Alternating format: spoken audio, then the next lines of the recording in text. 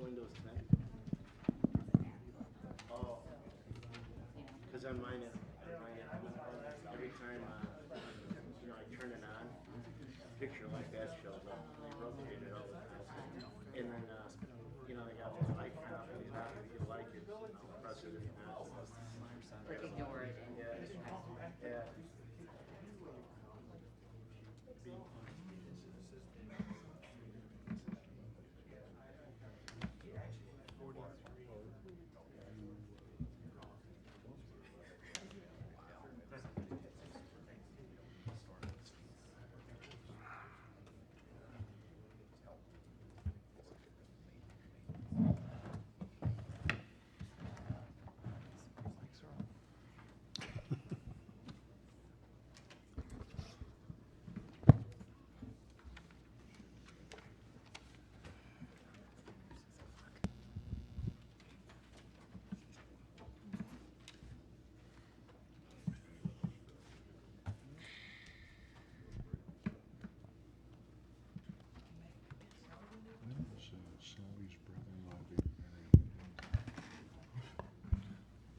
This time the chair will recognize an invocation.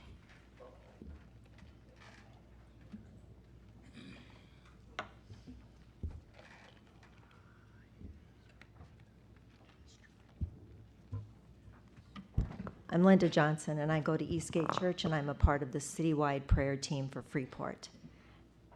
Let us bow. Dear Heavenly Father, we come to you tonight in thanksgiving for who you are. You are the way, the truth, and the life. You are our healer, our deliverer, our refuge, and an ever-present help in time of trouble. You are holy, mighty, and worthy of our praise. We invite your presence here tonight, Father, to lead, guide, and direct the discussions and decisions regarding every item on the agenda.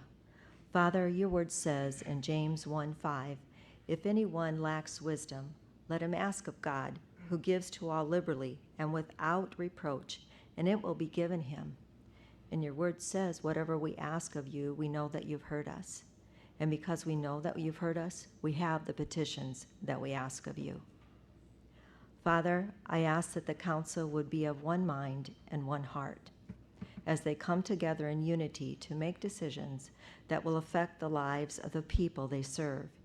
Each member sitting here is an important part of the council. Each one is unique and has the ability to see situations in a different light. May they recognize the giftings in each other and embrace the knowledge and thoughts of those that may be different from their own. May they operate as our bodies do. In 1 Corinthians 12, it says, the body is not one member, but many. There are many members, yet one body. And the eye cannot say to the hand, I have no need of you, nor again the head say to the feet, I have no need of you. Let the members here have the same care for one another. And if one member suffers, all the members suffer. If one member is honored, all the members rejoice with them. Father, we also come with heavy hearts due to the loss of the firemen that served in the area fire departments in the past couple of weeks. Father, we thank you for their lives, that they gave up their time and talents to rescue and protect those in need. Bless their families and friends and heal their grieving hearts. And Lord, we ask you to have mercy on this city, on us, and on our nation, as the racial division is once again stirred up. Lord, pour out your Spirit and awaken the hearts of the people, Father, to love their brothers and sisters. I think of the song that Jesus loves the little children, all the children of the world.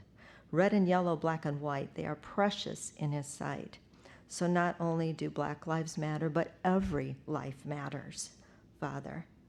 Jesus, we thank you and praise you that you are bringing about a unity. Father, last but not least, Lord, I release the words of this song over this council tonight and over this city and over our nation. Let there be peace on earth, and let it begin with me. Let there be peace on earth, the peace that was meant to be, with God as our Father, Brothers all are we, and let us walk with each other in peace eternally. In Jesus' name, amen. Amen. Thank you. At this time, we will call this meeting formally to order. Madam Clerk, please call the roll. Mayor Gitz, Here. Alderperson Clem, Here. McLanathan, Here. Ross, Here. Miller, Here. Busker, Here. Brashaw, Keister, Here. Chesney. Here. Alderman Ross, would you lead us in the Pledge of Allegiance, please? I pledge allegiance to the flag of the United States of America and to the republic for which it stands, one nation, under God, indivisible, with liberty and justice for all.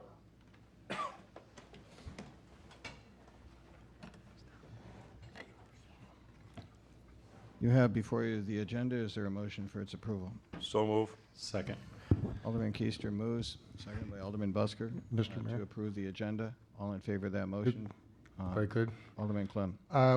Could we allow, or would we like to allow consideration, since the party has been here, to move number 8 forward, what the Planning Commission did? Sure. What we'll do is we'll adopt the agenda, and then if the council is in agreement with no objection, we'll move item 8 forward first. If you don't mind, we'll do that as item 4 after public comment. Okay? There's a motion to approve the agenda. All in favor, please signify by saying aye. Aye. All opposed, the ayes have it. Next, we have the approval of the minutes from the July 5th regular council meeting. Is there a motion in regard to their approval? So move. Moved by Alderman Keister. Is there a second? Second. Seconded by Alderman Ross. Is there any discussion? Seeing no discussion, all in favor of approving the minutes from the July 5th regular meeting, please signify by saying aye. Aye. All opposed, the ayes have it. Next, we come to item 3, which is public comment on agenda items. Do we have any petitioners?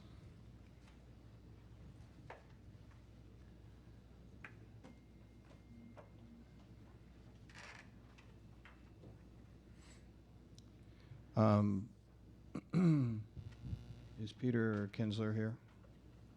Peter, is your item on a resolution that's on the agenda for approval? Okay. The one on sewer bills is more of a general comment. We don't. Well, actually, we do have a ordinance on cost of living, so we'll rule that one to be appropriate as well. We'll take these in order. First is Mr. Brad Grant. I was waiting until after the ordinance was made. I was going to comment then. I didn't realize I had to comment at the beginning, so I'm not ready to comment. Okay. Do you want to wait until the end of the meeting then? Yeah. Okay. Very good. Mr. Gant, is it Kansler or Kinsler? Chancellor, sir. Okay. You have 3 minutes. Please come to the podium. Please speak close to the microphone. And please address your issue within 3 minutes. Mr. Mayor, council members, citizens of Freeport, my name is Peter Kansler. My wife and I own PHK Bicycles, and we're currently located on the south side of of town. We recently purchased property on Adams Street, and we're petitioning to change the zoning from M2 to B3 wholesale commercial.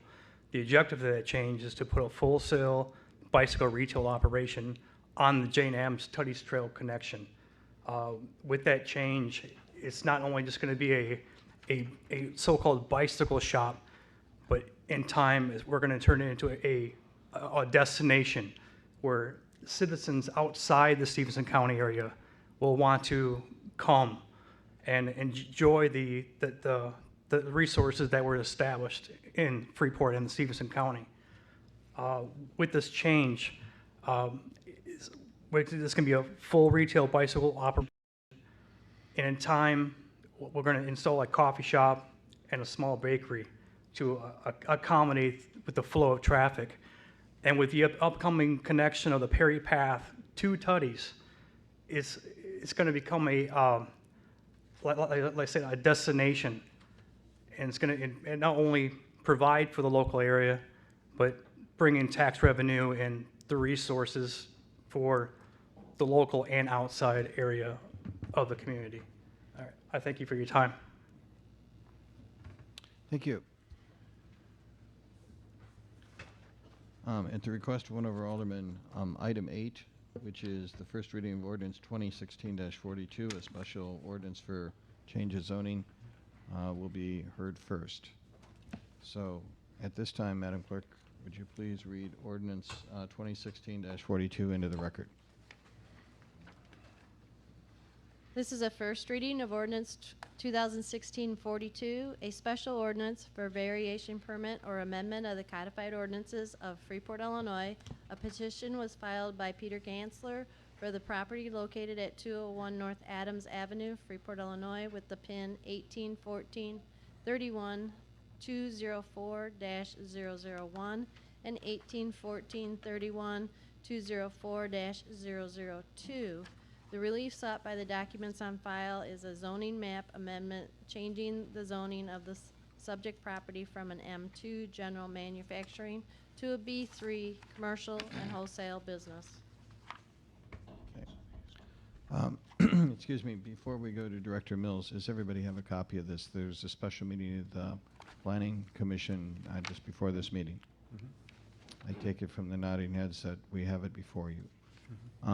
Director Mills, would you please summarize what the Planning Commission did and its findings facts? Thank you, Mayor. The Planning Commission at their 5 o'clock meeting had a public hearing and voted unanimously after hearing testimony to recommend to City Council the rezoning of 2 parcels located at 205 North Adams Avenue. There was a staff report with a recommendation for approval given to the Planning Commission that was in favor of the rezoning, and proposed findings of fact were in that report and were then adopted by the Planning Commission. Those findings of fact were that because these properties abut land zoned B3 commercial and wholesale business district, because adequate off-site parking is available at a nearby municipal parking lot, and because the proposed permitted use is in character with surrounding retail and recreational uses, the Planning Commission adopted those findings of fact and subsequently recommended approval to the City Council tonight. Are there questions from the council in regard to the Planning Commission's action? Mr. Mayor, Alderman Clem. I make a motion to move it forward. Second. It's moved by Alderman Clem, seconded by Alderman Busker. Is there further discussion? Mayor? Yes, Alderman McClanathan. Thank you, Mayor. Director Mills, was there discussion at the Planning Commission regarding the broader overall use of the current M2 designation with the B3, and whether there would be any complications, not for this use, but for down the road for changing the designation? And if so, what was basically the analysis? Director Mills? No, the discussion centered more around B3 being a more appropriate fit for bicycle sales and repair as opposed to the M2 general manufacturing, which doesn't actually allow the retail sales or repair. Further Mayor. questions? Mayor, Alderman Keister. I guess, I think to follow up on Alderman McClanathan's point, he is talking about putting a coffee shop and other businesses in there later on. Will this zoning allow that, or would we have to do rezoning at that time to allow those businesses? Alderman, Director Mills. This zoning would allow for those objectives. The things in B3 allow the things in B2, and the things in B2 allow the things in B1. It's kind of like a upside-down pyramid, so to speak. So yeah, the future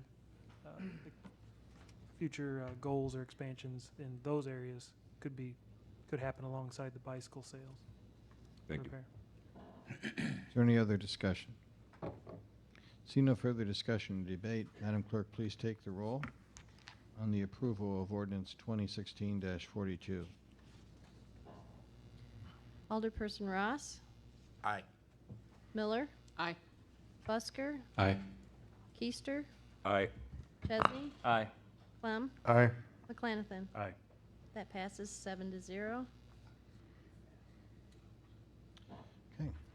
We'll now return to the regular order of the agenda, which will be commenced with item 4, the consent agenda. First, is there any item on the consent agenda a member of the council would like to remove for further discussion? Seeing no such request, the consent agenda will stand as presented. Is there a motion for its approval? So move. Is there a second? Second. It's moved by Alderman Keister, seconded by Alderman Busker to approve the consent agenda.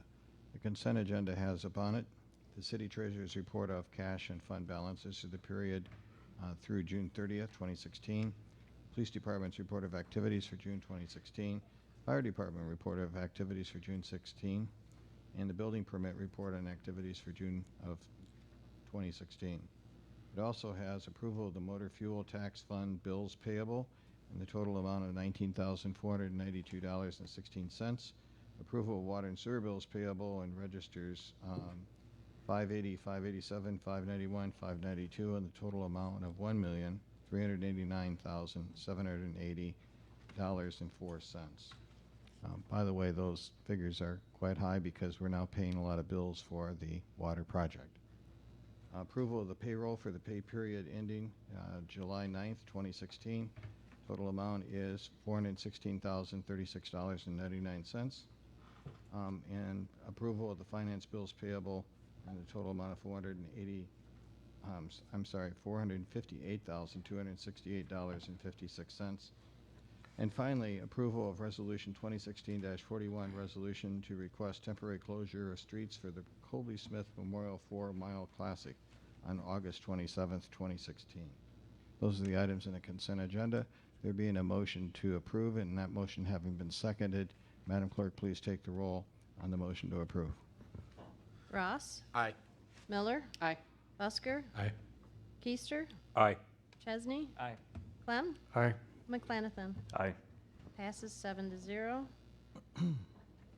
Now come to item 5, which is first reading of ordinance 2016-39.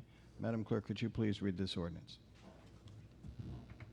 This is an ordinance amending Chapter 806 entitled Alcoholic Liquor Sales, Section 806.13, Transfer of Licenses of the Codified Ordinances of the City of Freeport. This ordinance was recommended to the council by the Liquor Commission in their meeting held on July 14th. Suspension of rules for passage this evening is requested by the administration. As the clerk, I believe, clarified, and there's also a memorandum, this is a technical amendment. It's in the section 806.13 on transfer of licenses. This is from a common set of owners we have in a special situation, but the license was not held technically in the same group of owners. We have a provision that allows a transfer of a license when an individual or partnership changes to a corporate structure. We don't have one that really recognizes a change in a corporate structure. This is a method for us to solve that problem. The Liquor Commission approved it unanimously. If you're in agreement that we would like to solve this problem, your favorable consideration would be appreciated. Is there any questions? Mayor, Alderman Chesney. thank you, Mayor. Given my relationship to the parties and the president of SCC Holdings, I'll be abstaining tonight. Is there any questions, first of all, on the technicalities here? This was drafted by Corporation Counsel, who I believe is briefly at another meeting. Nonetheless, if there are some questions, I'll seek to answer. Mr. Mayor? Alderman Clem. I attended, as Alderman Chesney did, the commission meeting. The discussion was held on this item and the next item that we have. All the comments and everything were very favorable for it. And it just did simply insert a place that was not existing before, where a corporation could move and still maintain the same license. So I think it's a good situation for all. The mayor did an excellent job of working with the parties in both of the instances to come up with a mutual agreement. Is there a motion? So move. Is there a second? Second. It's moved by Alderman Clem, seconded by Alderman Ross to approve the ordinance. If you're in agreement on the timeliness, because my understanding is that there are some business arrangements pending, this would be an appropriate time to suspend the rules for immediate consideration. I would make a motion for that. Second that. Is there a second? Second. The motion by Alderman Clem, seconded by Alderman Busker, to suspend the rules of the council for immediate consideration of ordinance 2016-39 That motion is non-debatable and requires an extraordinary majority, in this case, 6 people. First, we'll take a vote on the motion to suspend. Madam Clerk, would you call the roll on that motion? Ross, Aye. Miller, Aye. Busker, Aye. Keister, Aye. Chesney, Abstain. Clem, Aye. McClanathan. Aye. That passes 6-0. Ordinance 2016-39 is now before the council for immediate consideration. Is there any further discussion or debate? Mayor? Alderman McClanathan. Thank you. I just wanted to clarify, when the situation we're dealing with here explicitly indicates that the ownership of the stock, including all voting rights, therein under the new corporation are held by the same person in the same proportion. So therefore, what we're looking to do is a situation whereby there might be a change in corporation, but the players in the same proportion remain the same. We're allowing them that avenue, as opposed to currently there wasn't any relief. Is that correct? Right. All right. The stockholders did not hold title to the original license. It was in the name of the entity doing business.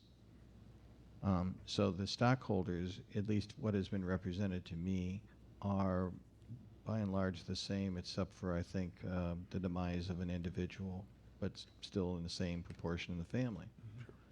They have now created a new entity, same ownership, different entity. Question, can we transfer the original license? Answer by council, no. Not the way the law is technically worded. So this solves that problem, and in addition, it has the added advantage of putting corporations in this situation on the same footing as an individual or a partnership who would enjoy those rights of transfer. Follow up, Mayor? Alderman McClanathan. And not only putting them on the same rights, but kind of the spirit and the intent of what we have right now is preventing situations where we're changing the proportions and things of that nature. So as long as we're not doing that, we were punishing individuals in this situation, in a situation where if they had a different structure, they wouldn't have been punished. Correct. Correct. Any other questions? Any other comments? If not, Madam Clerk, please take the roll on the approval of ordinance 2016-39. Ross, Aye. Miller, Aye. Busker, Aye. Keister, Aye. Chesney, Abstain. Clem, Aye. McClanathan. Aye. Passes 6-0. Okay. Next, we have ordinance 26-41. Oh, wait a minute. No, 40. 40, excuse me. Would you please read that ordinance into the record? An ordinance amending paragraph I entitled Class V Licenses of Section 806.03 Classification of Licenses of Chapter 806 Alcoholic Liquor Sales of the Codified Ordinances of the City of Freeport. This ordinance was recommended to the council by the Liquor Commission in their meeting held on July 14th. Suspension of the rules for passage this evening is requested by the administration. This ordinance has more extensive background than the previous one. The Liquor Commission for some time now has been struggling with an issue of the fact that there's a limit on V licenses, but not a limit on liquor licenses. And with the cap, it means that anyone who has a new purchase of a business, they will be on a waiting list for a V license. And we have at least one party who's been in that position for some time. We have had at least one prior situation where a business has come to us and said, part of the value of my business is made up of the V license proceeds. So when I go to sell it, I can't assure them that they'll be qualifying for a V license. In fact, it goes back into the pool and has to go in order of other businesses that have lined up for them. So there's been a desire after a lot of discussion and debate to resolve that issue, namely allowing businesses that are, in many cases, longtime establishments in the city of Freeport to sell their business or transfer it, but to also have some assurance that a V license can go with it. So this ordinance is the response to that request. Now the timeliness comes into play because we have an existing business that has acknowledged that they did make a stock transfer. They did need to get a new license. The commission has said, we will give you sufficient time to clean that up. We also believe that you shouldn't be in a position when you apply for a new license, you lose your V license. So because we're trying to accommodate their compliance with the law, I think it makes sense if we're all on the same page on Class V licenses and how they ought to transfer to approve this legislation and do so in a very timely manner. That's the brief explanation of Class V license. I had a discussion with a couple of you about some of the details of this. There are a few changes in here in terms of future operations of V licenses that are aimed squarely at the issue, and you'll see those on page 3 of what we call establishments that use a liquor license, and we tend to think of them as gambling parlors. Those provisions that you see itemized A, B, C, D, E are prospective. That is, they apply in the future, not to an existing business. So an existing business is expected to be fully fledged, an A or AR licensee, and not to just simply buy a license and then basically set up business as a gambling parlor. Those are prospective, they are not retroactive. So our intent here in this license is not to do harm to anyone. Now the third thing that occurs in this license in its present form is a slight expansion to 25 licenses. I think there's something like 23 right now. This would accommodate an existing waiting list, and also if another business was a restaurant and complied with these new provisions, they would be able to get a license as well. That is a recommendation of the Planning Commission, or the Liquor Commission, that is not coming from me in my capacity as the mayor. There's been some discussion about this at the Liquor Commission level, and I think 2 of you were present when we had that discussion. Questions? Mr. Mayor? Alderman Clem. As I stated before about the other license, there was a great discussion about this. We had some discussion of pros and cons on the cap of it. As you look down the line, what it does is it also says that if you're going to come to Freeport and you're going to get a V license, it's going to be a $10,000 license. It's not going to be a $5,000 license. That's one big thing. The other big thing is that over 35% of the sales have to come from other things. It can't all be gambling. So with that cap up there, it's very limited as you look down in here that it's going to be a restaurant or a restaurant and eating place that will be able to get that V license. It won't lend itself at all that we can see to parlors, so to speak. Now, another example that Alderman Chesney and I talked about on this was, take for example the things that you don't think about are, we're sitting out there with the vacant building for Yahtzees. Okay, if somebody came in tomorrow and said, I want to buy Yahtzees, and they couldn't get a V license, you know, what kind of trouble would they be in trying to compete with Semino's, who's half a block away? So it will lend itself that that establishments that are into have a legitimate liquor license, have a legitimate food license, and have the gambling as a sideline, not as a first thing, it's a major help to all those businesses. The cap we can take a look at anytime. You know, I think the mayor mentioned 23, I think we're at 22, so that does give a couple licenses, and there has been a person that's been on the waiting list. So I believe that to be fine, you know. And I see as we look at the bottom part of this ordinance, the fact that there's so many limitations to its size, amount of money spent, and other things, that those will be a deterrent from any kind of parlor or anything like that trying to come in. Mayor?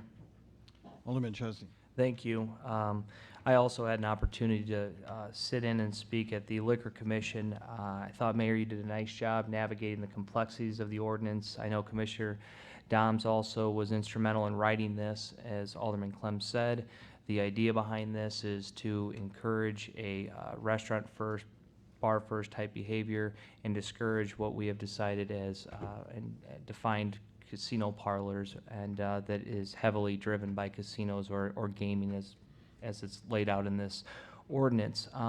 One thing, Mr. Mayor, that we discussed at the Liquor Commission, and I don't know if we forgot about it, but was the transferring of the license that could only be transferred one time. I see a little bit of a concern there if someone was to sell their business, that was their one crack at the apple. Was there a particular reason? I understand why we did the cap. We want to make sure that, you know, there's no loopholes that encourage these casinos to come into play, which is why we've created the cap, why I believe the cap was created. But there shall not be transferred more than one time. Could you explain why that would be beneficial for the ordinance? That was primarily aimed at not allowing people to keep transferring and never having to come back. I know Corporation Counsel had some specific reasons that he shared with the Liquor Commission on it.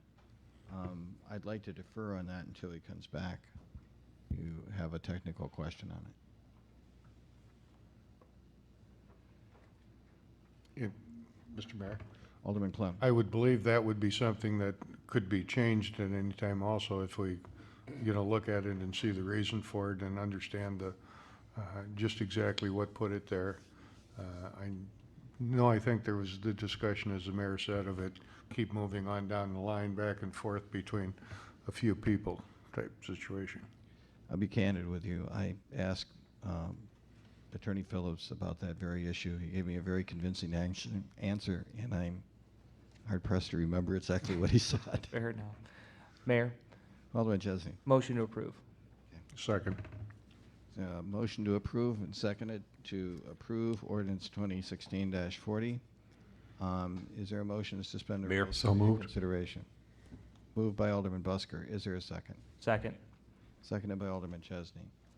Motion to suspend the rules for immediate consideration requires an extraordinary majority, is non-debatable. The vote that you will cast in this is whether or not to suspend the rules for immediate consideration. Madam Clerk? Ross? Aye. Miller? Aye. Busker? Aye. Keister? Aye. Chesney? Aye. Clem? Aye. McClenathan? Aye. That passes 7-0. Okay, we do have this ordinance before the council now for discussion and debate and final passage. Is there any other discussion or debate? Mayor? Alderman Keister. Yeah, just real quickly, the original ordinance for this was voted on prior to most of the council seated here, and Alderman Clem, correct me if I'm wrong, but at the discussion at that time, we had discussed the possibility of something like this happening and revisiting this and changing the license to help accommodate this. That the original intent was so we didn't get inundated with just the little casino parlors and stuff, but we would be able to accommodate other businesses as needed. So I just kind of a little history lesson for the ones that weren't here when the ordinance was passed. That was the original intent. We did discuss that at that time. And I think it's very well done, and as long as the current establishments do not have to follow the rules behind, which would mean a major change to them, and just the new licensees, I am fully in favor of it, and I think we should move it forward. Mr. Mayor? Alderman Clem. One item, just to add on what Alderman Keister said. One of the big concerns is you look at these number of gaming licenses, we all know there's only X number of dollars that people have to spend for this. And the more of these parlors you put in, the more problems there's going to be with some of the people trying to maintain them, trying to do everything that they need to stay on board. That's why we think in this, in the V license proposal that Mr. Doms did is so good, because of the fact it limits it to people that this is not their main business. It's another revenue source for them, and their main source is either a combination of the liquor and the food business. Is there any further discussion? Mayor? Alderman McClenathan. I suppose there's the broader public policy question in regards to the V license in general, but if we already have them, they're on the books, and I think the changes make sense in the context of we're already down that road.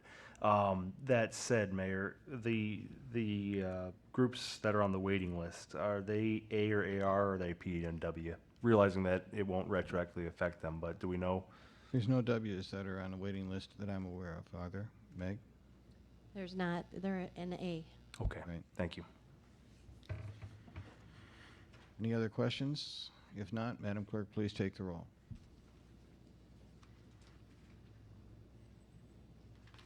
Ross? Aye.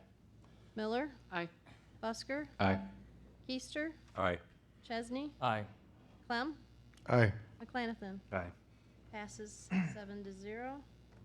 Mayor, Alderman Keister. and I probably should have asked this before the vote, but it just came to mind.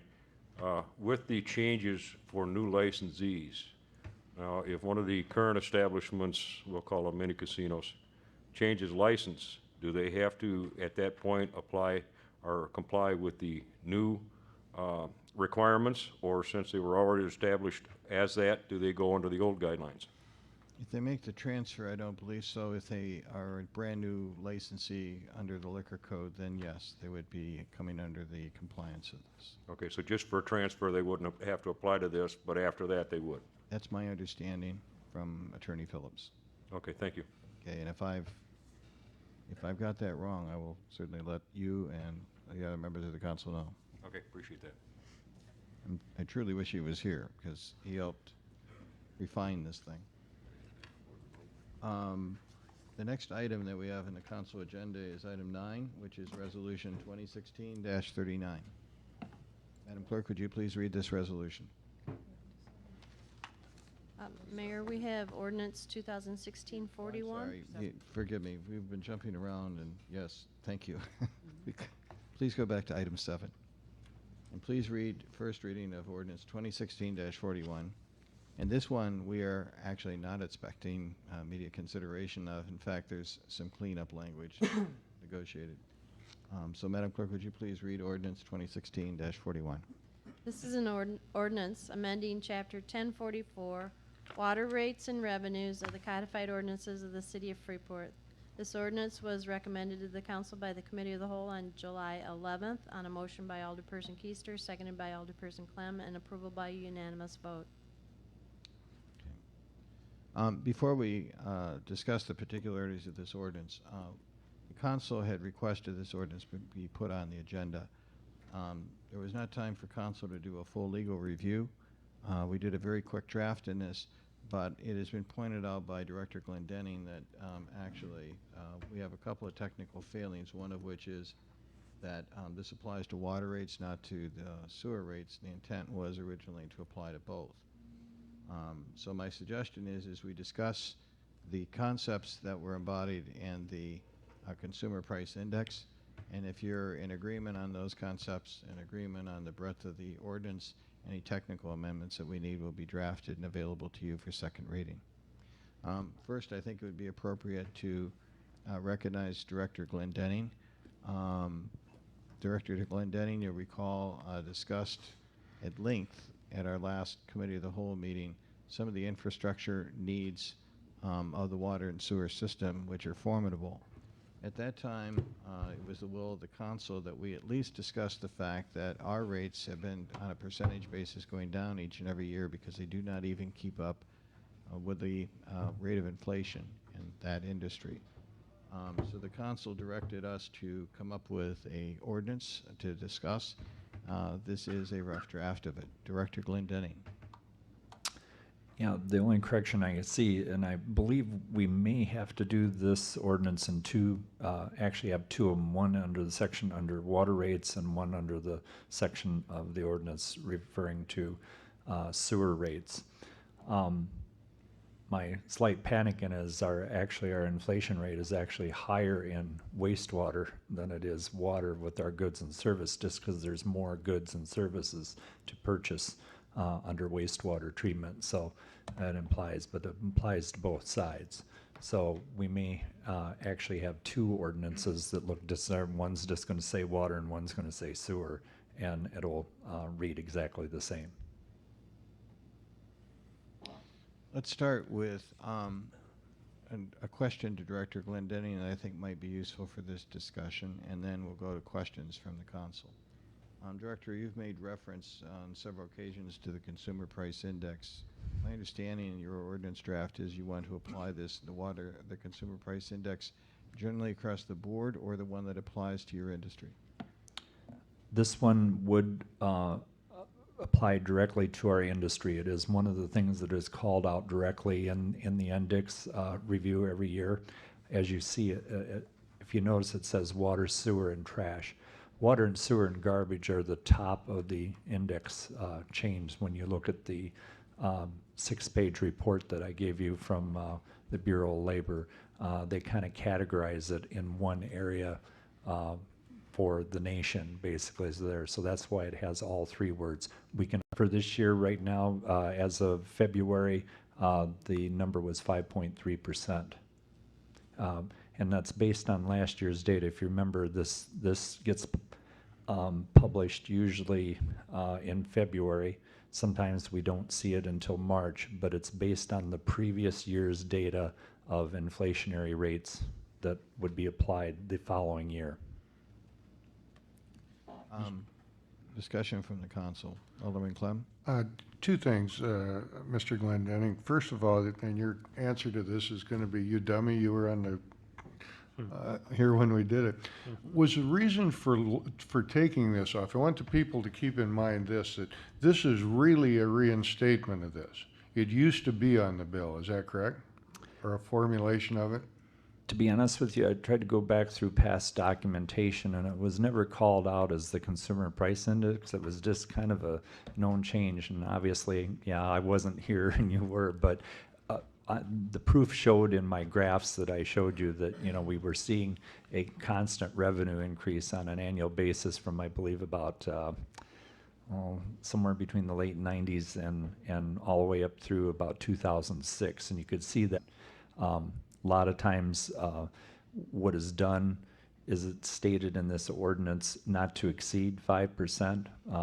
That's what I've done with previous ordinances in other communities, just so that there was a known number for people to plan on, that the rate would increase, the base rate and the usage rate would increase.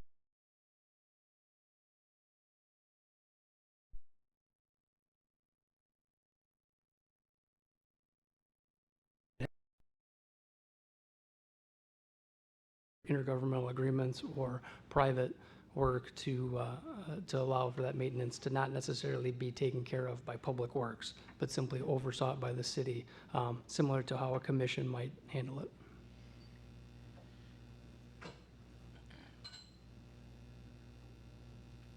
Mayor? Alderman Keister. First of all, Engineer Gallagher, I appreciate you bringing this forward to us. I know you talked about it before, and I think it's something needed. You mentioned some changes and stuff. What I would like to see, this is not anything we have to get done tonight. Is that correct? We've got time on this. So what I would like to see is make a motion that this be referred to the next month's Committee of the Whole for further discussion with any changes that you have discussed put in it, or the opportunity of other members of the council to recommend changes for this at that time. I'll second that. Mr. Mayor? Alderman Clem. Just a question. Knowing the number of weeks involved or the number of time in it, is that any problem for anything? We would anticipate having the trail, I keep calling it a trail, multi-use path open for school.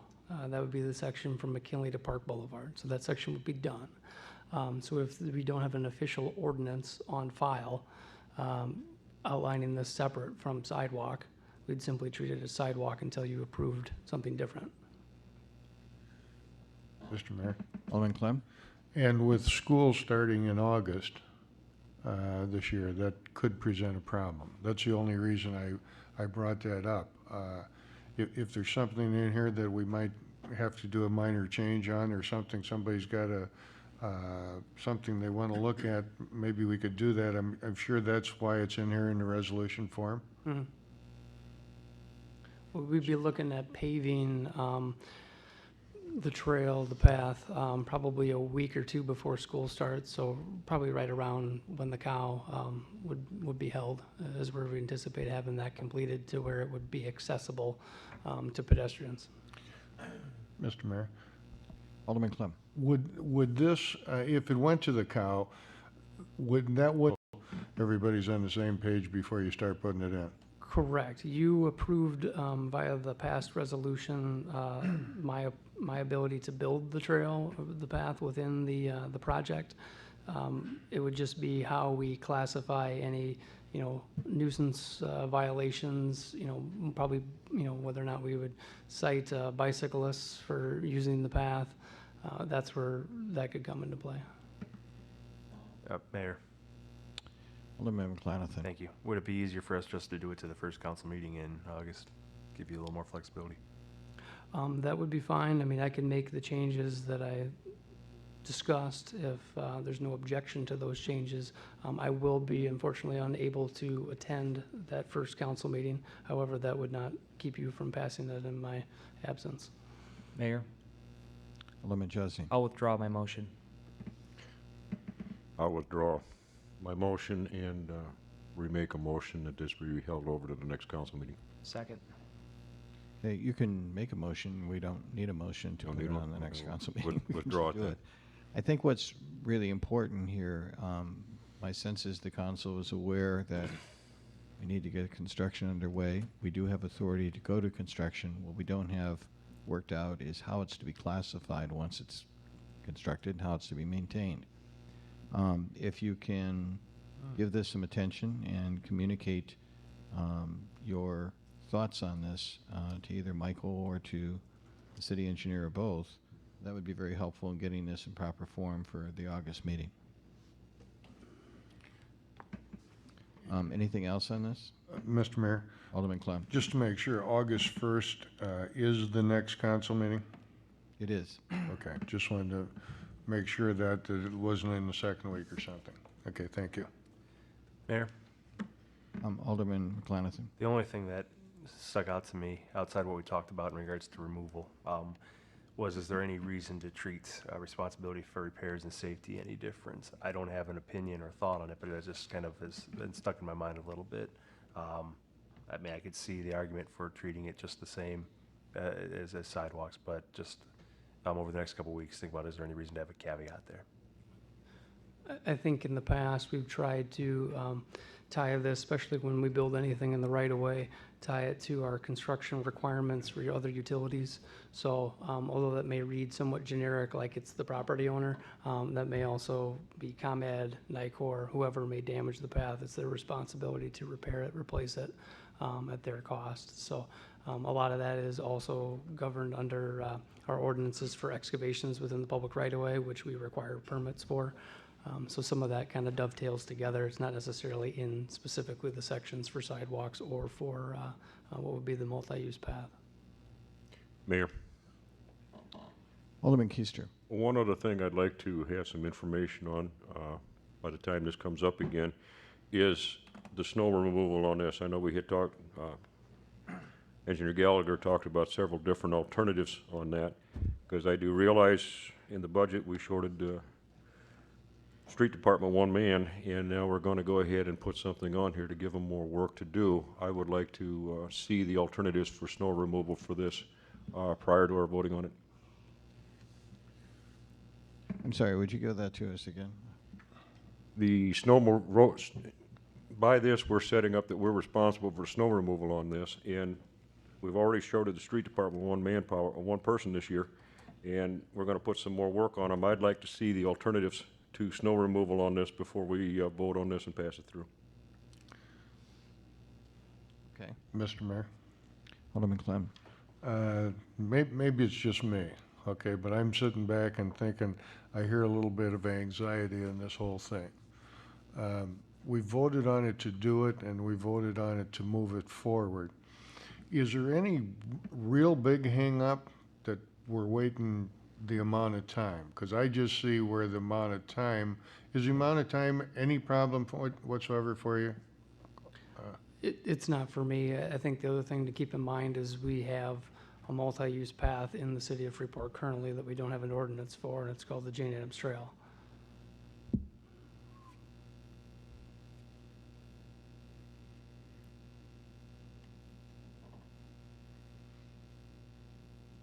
I don't have a comeback, but I And what it really comes down to. You're waiting for me, don't hold your breath, no. What it really comes down to is that is maintained by a commission during the summer, which is the Park District. Okay. This won't really be open right away in the summer.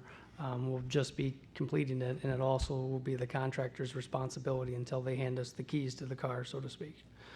So it's not like we're just gonna walk away, build it, and somebody leaves a bunch of crap on the trail that we won't be around. We'll be constructing in that area. Second, it's not gonna snow before, unless something's drastic happens. I think Tom told me it wasn't gonna snow this year at all, so we're really good there. But the other side of it is, you know, a snow event would be the biggest thing that would trigger how we proceed from there. The rest of it I can cover within the contract that constructed it, about keeping it open, safe until the contractor hands the job over to us. Yeah. Mr. Mayor? Alderman Clem. My only concerns was that, okay, it's him, he doesn't want to do what, and we're standing there talking about the day you're ready to cut the ribbon. You know, that's, so if there's somebody guys out there, please, you know, come forward if you got a problem with something so we can figure it out. That'd Mayor? be the only thing. Alderman Chesney. Engineer Gallagher, who's responsible for the snow removal under this ordinance? We would be, unless we designate it to a third party.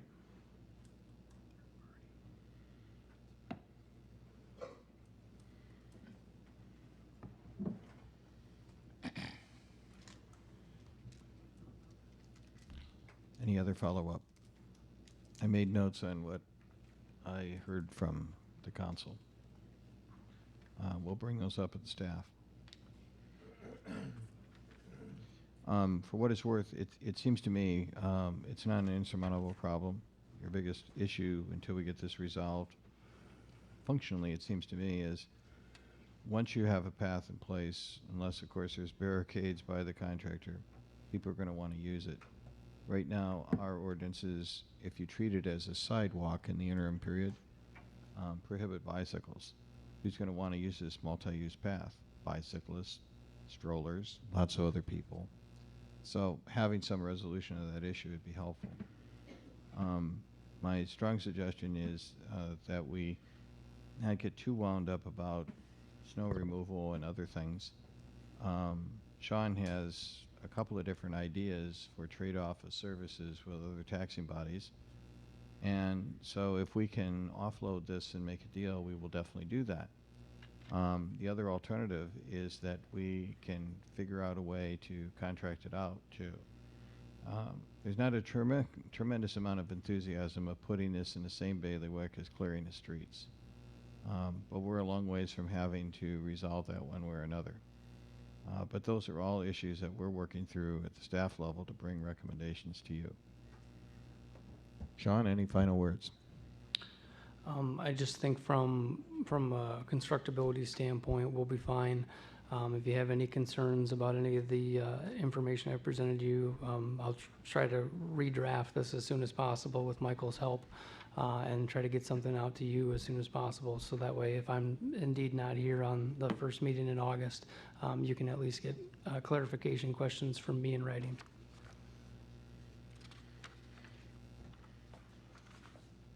Is there anything further? Nope.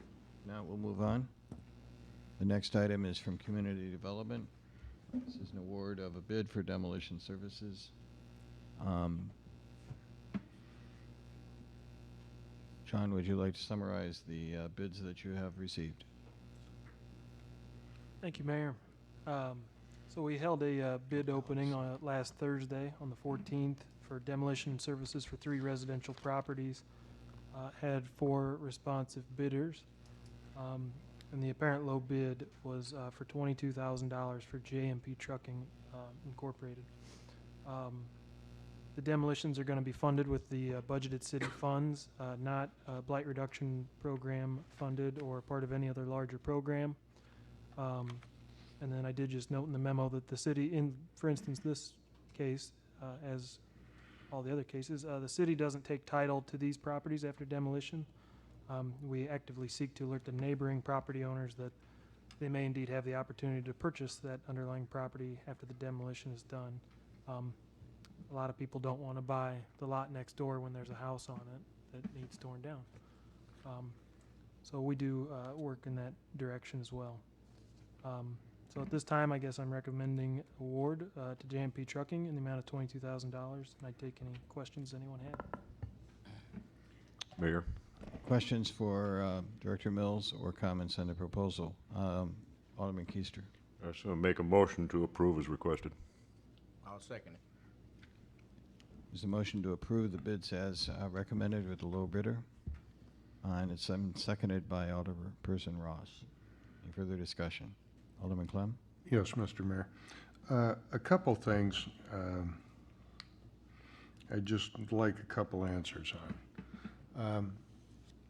The first one would be, why are we using $22,000 of the city's demolition money right into the first part of the year when we've still got monies left and houses to pick on the other end of the blight program? Because these are structures that have been deemed important to get demolished, but they are not within the BRP areas. Okay. Question number 2 would be, you have a committee that picks these houses, correct? No, we don't have a committee that picks the houses. There have been discussions with our partners when we submit a BRP grant to select what we think are the best preliminary sites for the application. And those sites sometimes change according to the availability of the property, either by voluntary provision of the owner, or they are selected by the Stevenson trustee. In these cases, we have properties that have title available to us through the trustee. They're a major issue right now, so they've been deemed a priority to demolish, and we went and got a bid to see what the price would be. Director Mills, anything you'd like to add to that? No, Mayor. Mr. Mayor? Yes. Alderman Clem. The problem I have is we're sitting here talking about, we've got oodles of houses to demo. We agree on that. You may say these may be favorable here, or may be favorable there. There's only one of these that sits on a corridor coming into the city of Freeport.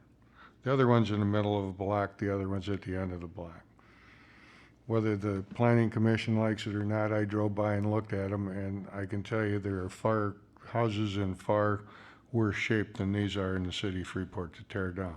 That's my only concern, and that's all I'll say at this point. Mayor? Alderman Chesney. Circle back to how you arrived at these 3 properties. Can you give us a more thorough explanation? Because I also recognize the observation of Alderman Clem that there's certainly, is this just low-hanging fruit and it was easy and we just want to take these down? Or I guess not really a question of need, sir, but also probably more of a question of priority. If this is going to come out of general fund money, how these came to surface. Mayor? Mr. Mills, and before he answers Alderman Chesney, I don't personally go say, get that house. We have staff. I listen to their recommendations. I will concede that I have recommended strongly that we have a priority for the main corridors and getting structures out of the way there. I also have a strong preference that whenever possible, we use BRP funds and look to our sources only when we have a major issue. So 807 East Stevenson Street, you'll find is on a list for DNR. Recommendation of staff is we ought to go ahead and get this done because it's the entryway to the city, because there is no cavalry coming from the DNR. Even under the temporary arrangement, it's likely to get rid of that house. The others were recommendations, and I'll defer to Director Mills as to Winslow and East Winneshiek. Thank you, Mayor. And yeah, for 807 East Stevenson, you're correct. That is directly across from Taylor Park School. an easy one to take off the list for the DNR grant. The DNR grant could still fund, if it becomes unfrozen, could still fund plenty of other demolitions. 403 East Winslow is actually right next to the Evangelic Church of God Christ, across the street on Benton there. And we receive almost weekly complaints about it from a resident down the street as well.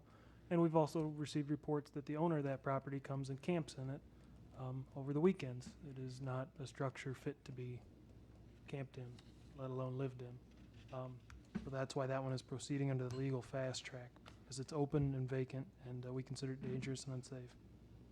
Regarding 517 East Winneshiek, that one we receive pretty constant contact from the owner next door, or rather the daughters of the owner next door, about how animals go in and out of it. The grass gets tall, but we spend money mowing the grass, and that they like to get their hands on it essentially. So we made that a priority to demolish. That property is going to be in the tax sale Friday, so they will have the opportunity to bid on that lot and then have a property returned to the tax rolls, and they can maintain it. We won't have to spend our money maintaining it. So that's why that particular one was selected. You know, not necessarily picked out of a hat. They may not have been obvious choices, granted, but some of the thought behind them was to take them out of circulation. Mr. Mayor? Alderman Clem. So we're having a neighbor of a house complaining because there's dogs and cats or coons and whatever running in or out of house, so I want it tore down and it's next to my house. I can buy into that, but I can probably give you a list of houses that have been on your list, that have been taken off, that have got chimneys ready to fall off of them and everything else. I will be happy to support taking down 807 Stevenson. I'll be happy to support taking down 403 East Winslow, but I won't go along with taking down 517 Winneshiek. Mayor, Alderperson Miller. so if the city's going to spend $22,000, how are we assured that we're going to get that money back? Are there liens that put on those 3 pieces of property then? Is that how that works? We file liens, but I would say that the record of the city's recovery on each and every property, it's not there, especially on tax sale properties. I mean, every city goes through the same thing, which is how do we get rid of residences and buildings that are blighting our neighborhood? And I've covered this previously, but it may be useful for the purposes of this bid to revisit it again. We have carefully targeted our BRP resources. And when we have changes in that list, such as the structure up by Fire Station off of Adams, we do everything we can to get the large structures on the BRP list so that we're spending less of our money. When we come to a home owner, a resident, somebody who owns the property, like the structure on West Street, we try to hold the property accountable, the owner, to make repairs. And failing that, we file an action. And if it's in dire straits, we can do it administratively.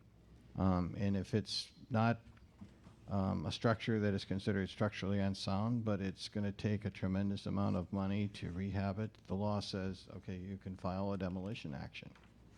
When we go to a property owner, we give them alternatives. You can fight this, in which case we'll get a judgment. If you have a job, we'll be talking to you about a citation to discover assets. We'll be seeking to recover our attorney's fees.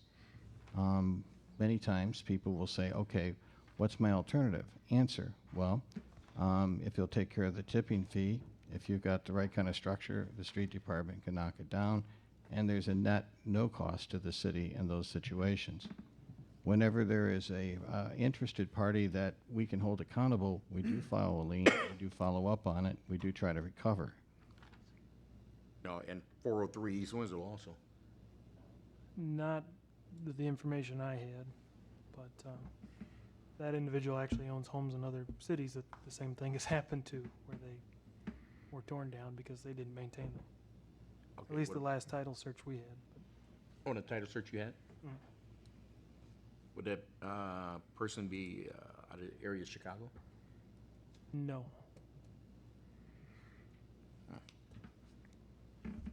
What's the will of the council?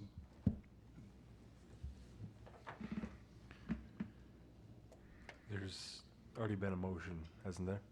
Been a Motion and motion. second I don't on the think floor. there- Has there been a second? Yeah, Okay. Mike made it. Motion and a second. Are there questions? I mean, you know, the bid is in, you know the facts, we've described the properties. I don't have a personal investment in this.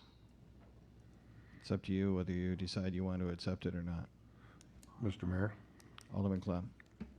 Very true what you said, except for one thing I think we could take a look at. I would assume that that bid is, bid opening was 7/14, and I would believe that that bid's good for 30 days.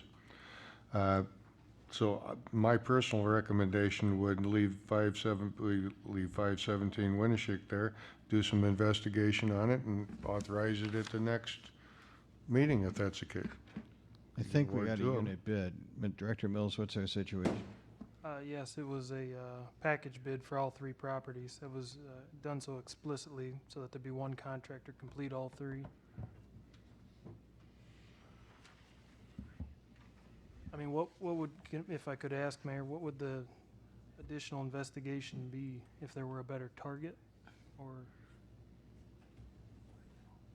I think that was a question directed your way, Alderman Clem. Oh, okay, if that's the case, that's fine. First of all, I think there should be a review of 3 or 4 people before somebody takes and just picks out a house to be done. There's houses, other houses to be investigated, I think, that would be, I'm not gonna say necessarily more bang for the buck, but would be in places that there's more of a safety hazard or risks to health than this one here. But I would believe, one thing I would like to see as an alderman, which everybody claims is top secret, I'd like to see a list of properties that are on the list for demolition, and some kind, not necessarily in order or anything else, but we bring these forward to us, and I know there are plenty to take down, but I think this one was done willy-nilly, so to speak, so. Mr. Mayor?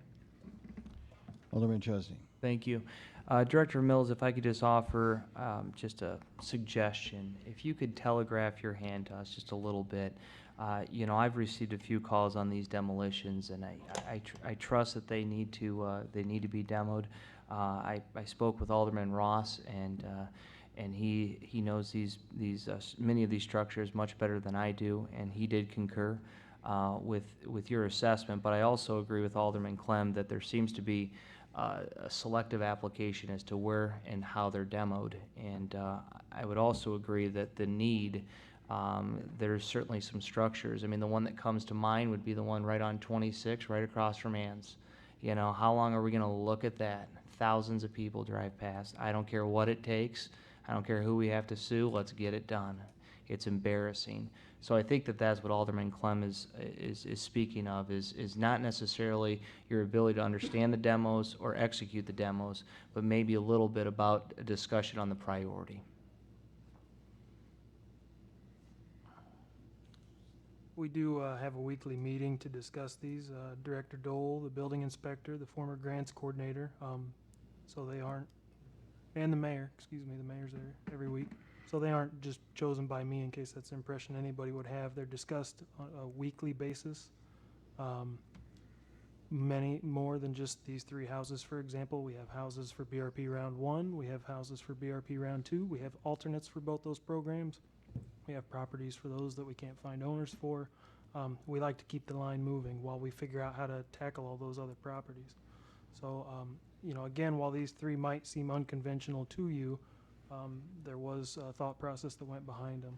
And then with the one on 26, for example, we have issued an ultimatum letter, so to speak, and the mayor alluded to earlier, you know, we're going to show up in court the day after that isn't acted upon by the owner. That's the plan for that one. So there is a lot of movement on these that doesn't necessarily come before the council. And I guess that's all I have to say.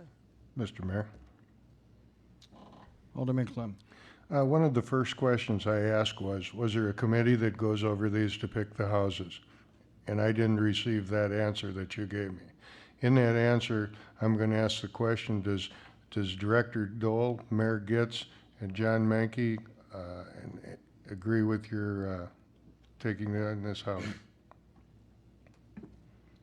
Director Dole? I do agree with these three demos. We look at these properties every week and painstakingly sometimes, and they're all in different stages of research. Structurally, John looks at them, the building inspector. Alex does a lot of footwork on the legal. The mayor and we all work very hard to get narrowed down to do like a three property bid. And I think it's important to consider the complaints from the neighborhood that Alex's office receives. We consider that when we make these decisions, not pulling them out of a hat.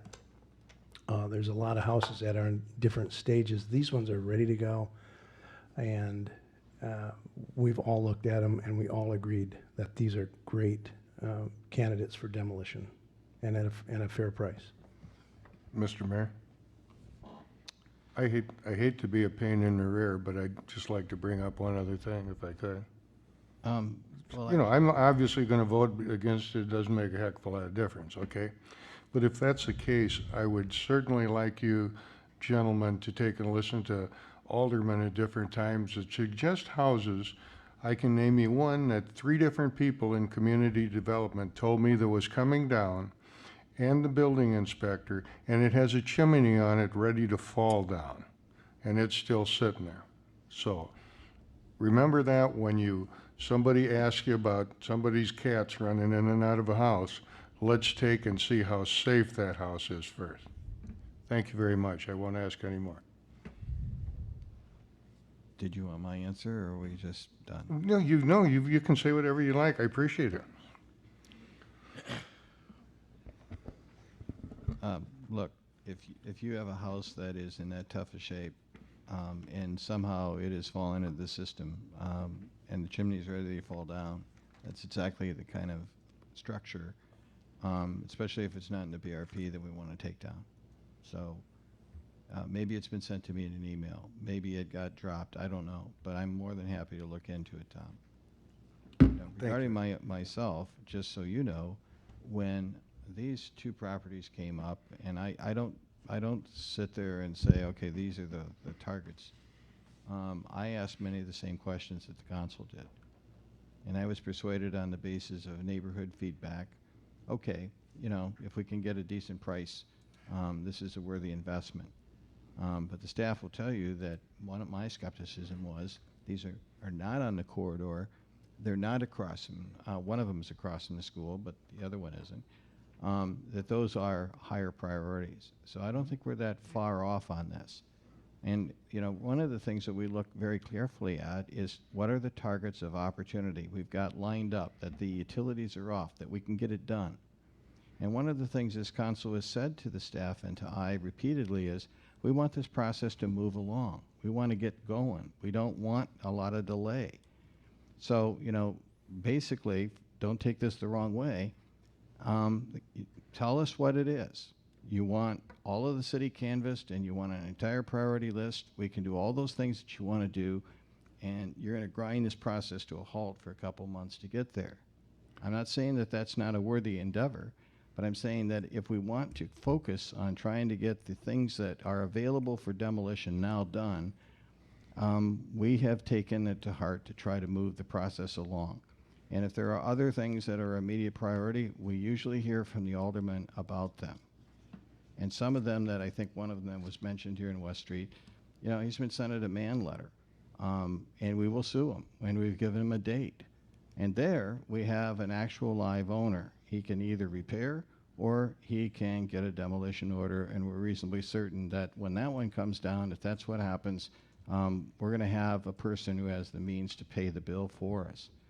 So we're working at this in a lot of different ways, and I think we must be doing something right, because a lot of other municipalities are looking to us, and we've been a presenter 2 years in a row at the IML on how to move through the system fairly quickly and how to maximize the local money we use. So if there's some additional things we can do that you don't think we're doing, we'll try to do them. Mr. Mayor? Alderman Klum. I appreciate that, and I will have to say that the ones that Director Dole has taken down and the ones we've done, that they've been a fantastic job. The only, like I say, the only problem I have in this is two things. Number one, the amount of money right off the bat. You know, has it been researched? Is this the best bang for our bucks over the thing? And this, in my case, my thoughts, a selective thing on this. So I appreciate your input. We're on the same page that the demos are the way to go. It's just which way we went at them. So by no means do I want to slow anything up. Okay. We have a Mayor? motion on the floor. Alderman Busker. One quick question before we get off this while we're talking about it. Where are we schedule-wise for the season to, how many more with the programs or out of our own money? How many houses do you have marked for demolition yet this season? Do you have a rough number? I'm not asking for definite. Director Mills? We are at 26 right now on the year. Last year's total was 23 in the whole calendar year. Would like to see in this calendar year 5 to 7 more in round 1 of the BRP. Would also like to see 10 more in BRP round 2, so that's what, 15, 17. I think we're within, and if we fund more with our city funds, you know, if we actually, you know, if we award the bids, take them down, I think we could hit 50 by the year end. I'm hopeful, is what we're working towards. Thank you. Any other questions? We have a motion on the floor. We have a second. Madam Clerk, take the roll. Ross? Aye. Miller? Aye. Busker? Aye. Keister? Aye. Chesney? Aye. Clem? No? McClanathan? Aye. Passes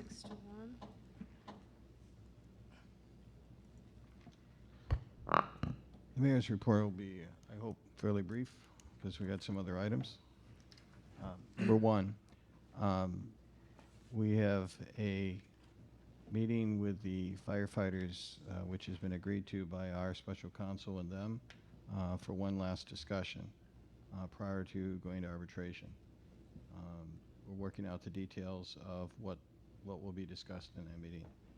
Number two, we've received communications from the police department's union. We're seeking to schedule a date. We thought we had one for the end of July. There's a conflict with their union representatives, so that's going to be probably sometime in August. Number three, we do have contracts with our attorneys. I think there's been some confusion about that. Number four, you received some photographs of the modern plating demolition. This will probably be done within a matter of days on the main demolition of the buildings, but the remediation of it will go on until mid-August. So there's a lot of work being done on that. That is a true brownfield site, not just a demolition. That's it. Mr. Mayor? Yes. Just a question, if I could. Are the photographs you discussed, are they the ones we had at the Committee of the Whole? Because I don't think we saw any others of it. I think there's some new ones. Okay, I don't think. Mr. Mills? There are new photos. They haven't been distributed yet, actually. I believe one will be in the Journal Standard soon. I ran out of time to get the projector set up and the flash drive, so I will email those to council first thing tomorrow morning if you'd like to see what it looks like as it's coming down. I apologize. Okay. Council announcements. Alderman Ross.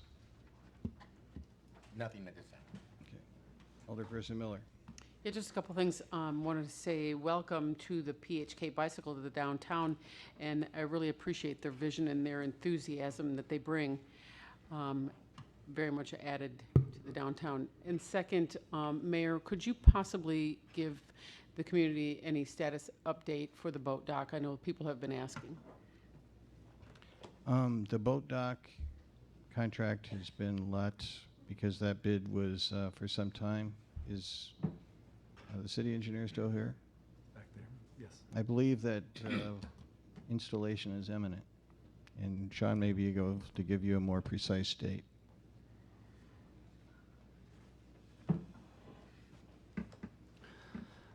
Two quick things on that. The manufacturer is waiting on the gangway, the 30-foot gangway, ADA compliant gangway for the project. So that was the only thing. They had actually just put ours on a different project, like about 2 weeks before I called them and said, hey, we're going to look to accept this bid. So that's the only delay currently, but they still anticipate before August to have that installed. I do have Fisher Excavating on standby to excavate. They did the removal of the silt for me last time, and I'll have them do that again with their mini excavator. So that way the site is all prepped, and then we'll clean out the launch area itself while we're there in order for the installation to take place. So anticipate before August here we'll have that done unless there's a back order issue, but they indicated that it would be here.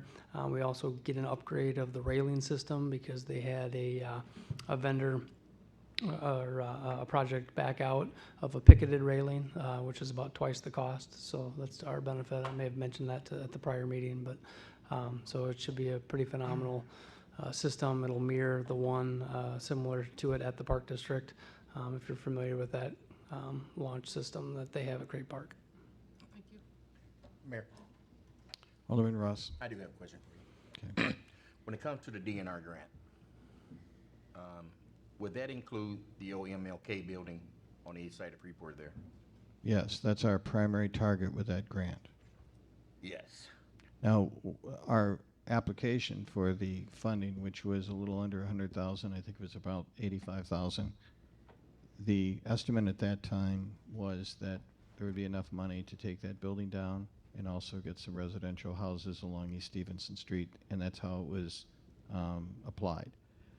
I think there's some skepticism that when you peel that onion back all the way, that grant will be able to do all the things that it was represented to do, that we may exhaust most of that money in the MLK Center. But the primary reason that the MLK Center has not been the major target of demolition over there and that part of your ward is twofold. One, it is a costly demolition. You Right. can blow the city's whole budget practically maybe in one demo, which we don't think to be a wise approach. And number two, we haven't given up on the fact that the DNR grant will come through. The DNR grant, as we understand it, has never been canceled, is still alive, still to be, has been awarded, and what is lacking is an overall unitary budget agreement that cuts across all of the issues, not just some of them that have been recently settled. So we're trying to work with DNR to see that they hold tight, know that we're interested, want to get it done, and we're doing everything we can to be prepared for that eventuality. Okay. Well, I understand it totally, and I appreciate it. My next question is, around that building, unfortunately, there's a lot of garbage. They're making it into a dump site. Is there any way of maybe cleaning it up a little bit? Anything like that? I mean, you're going to be surprised. I'm getting my ears chewed on constantly. And I constantly tell them, I said, we're waiting for the DNR grant. And then from there, we can, start a cleanup, with the building and maybe just a little bit further. A lot of it is the alley there, with the trees hanging over. That's a lot of concern of the neighbors. I'm just wondering if, is there anything we can do just to kind of maybe spruce it up a little bit until we do get the grant? I think the answer is affirmative, and I think Director Dole has looked at that. Director Dole? Thank you. Actually, we're over there today, and We had a lot of cleanup over at the dead end of Johanna and other things. They looked at it today. We're going to be back tomorrow to trim all the alleyway open and then get to the garbage because we have to trim it to get to it. But Yeah, would that we actually started today. Okay, would that be the MLK building or the alleys by themselves? We're going to do the alley. We had a call either today or Friday on the Friday. alley, so we went over there to just open the alley. But we can certainly look at Yeah, we got the same. cleaning up around a building. Probably have to track that for a lien, but we're going to be over there tomorrow. All right? Thank you. You bet. Thank you. Good. Alderman Ross, is that satisfactory? I'd say thank you. It's more than satisfactory. Okay. Alderman Busker. Yeah, a couple things. Just want to remind everyone in the 5th Ward of the Neighborhood Watch meeting tomorrow night at 6 o'clock at the First Church of the Nazarene. Also, getting a lot of phone calls about mosquitoes in the wards. I know one thing causes that is overgrown brush and whatnot, which kind of segues into my next question. We talked a while back about finding a dump site where citizens can take their tree trimmings and grass clippings, whatever, from their yards. Have we done any more investigation on setting up a site to do that? Our best option for people in the short run is the transfer station or contracting with one of the haulers. There has been some discussion with the county about possible joint application at a dump site. That's sort of fallen on the back burner, but is still something of great interest to us. And we think that a joint application would be more successful at EPA, who has to sign off on this, than going it alone. But I'd be happy to see you included in those conversations. Thank you. And by the way, Alderman Ross, I don't want to jump back and forth, No. but I think you're aware that we've had discussions with the county in regard to the residences on the north side of the road coming into the city, some of which are in the county and some of which are in the city. That is correct. And we are working hard to get them interested in helping take care of the ones that are in the county. So if you can keep talking to the county board members and the chairman, I think that would be time well spent. Right. And then we've also talked to them about all of the illegal dumping that's going on the south side of the street. That is very true. I spoke with the road commissioner myself about an hour one day. And what the problem is, like you said, part of it's in the county, part of it's been in the city. And unfortunately, we just don't know. Not to say don't know, but it's very hard to tell which is going to be which. So if we could do that, that would be great, because constantly, unfortunately, there's a lot of dumping in two specified areas that are bad. They're just really bad. But thank you, though. Anything else, Alderman Busker? Alderman Keister. Yes, thank you, Mayor. Two quick things. First of all, let the council know that on the 29th of this month at 12 o'clock at the Public Library will be our meeting for the Sky Concert to start off planning for 2017. All of you, of course, are invited. I'm working on an agenda right now that I can give to Meg to post so that we can get everybody there if they wish to come. And then I will have a report on that first meeting of next month. And one final thing, and I think a very important thing, I want to wish my wife a happy birthday. I know she's watching me at home right now. I will not embarrass her by telling her age, but I wish you a happy birthday. We will collectively wish her a happy birthday with you. Alderman Chesney. Thank you. Before the council are two action items that need to be discussed. I would refer you, if it's all right with Alderman Clem, I will take the first one regarding the RFP, and then I believe Tom wants to talk a little bit about the committees, not the committee structure, but various different committees, commissions that are are by ordinance throughout the city. So the RFP is for legal services. I think it's probably important that we talk about what it isn't first. This is in no way a action by the council that is binding. At the end of the day, it is still the administration's choice as to who Corporation Counsel is. This is not a reflection of any one administration, but we have not had Corporation Counsel that has been outsourced for over 20 years, and we do not know what the market looks like. So this RFP starts a conversation. The RFP can be rejected. The RFP can be accepted. The RFP can be accepted and modified.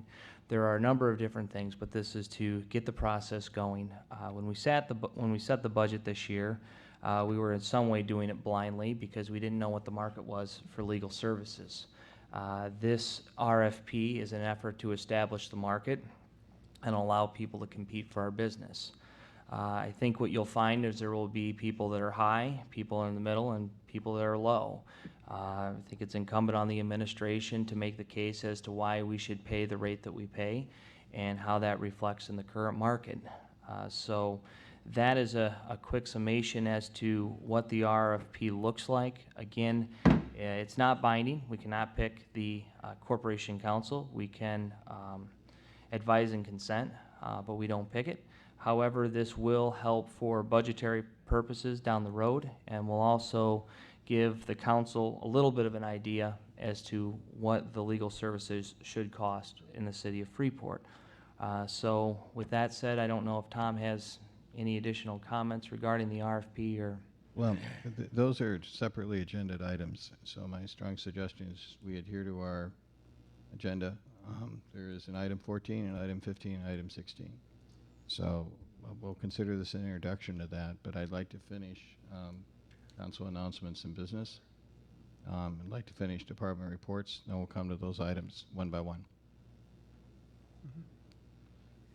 Alderman Clem. Yes. Next Tuesday evening is Ward 1 and Ward 6 Neighborhood Watch meeting at Swartz Chapel.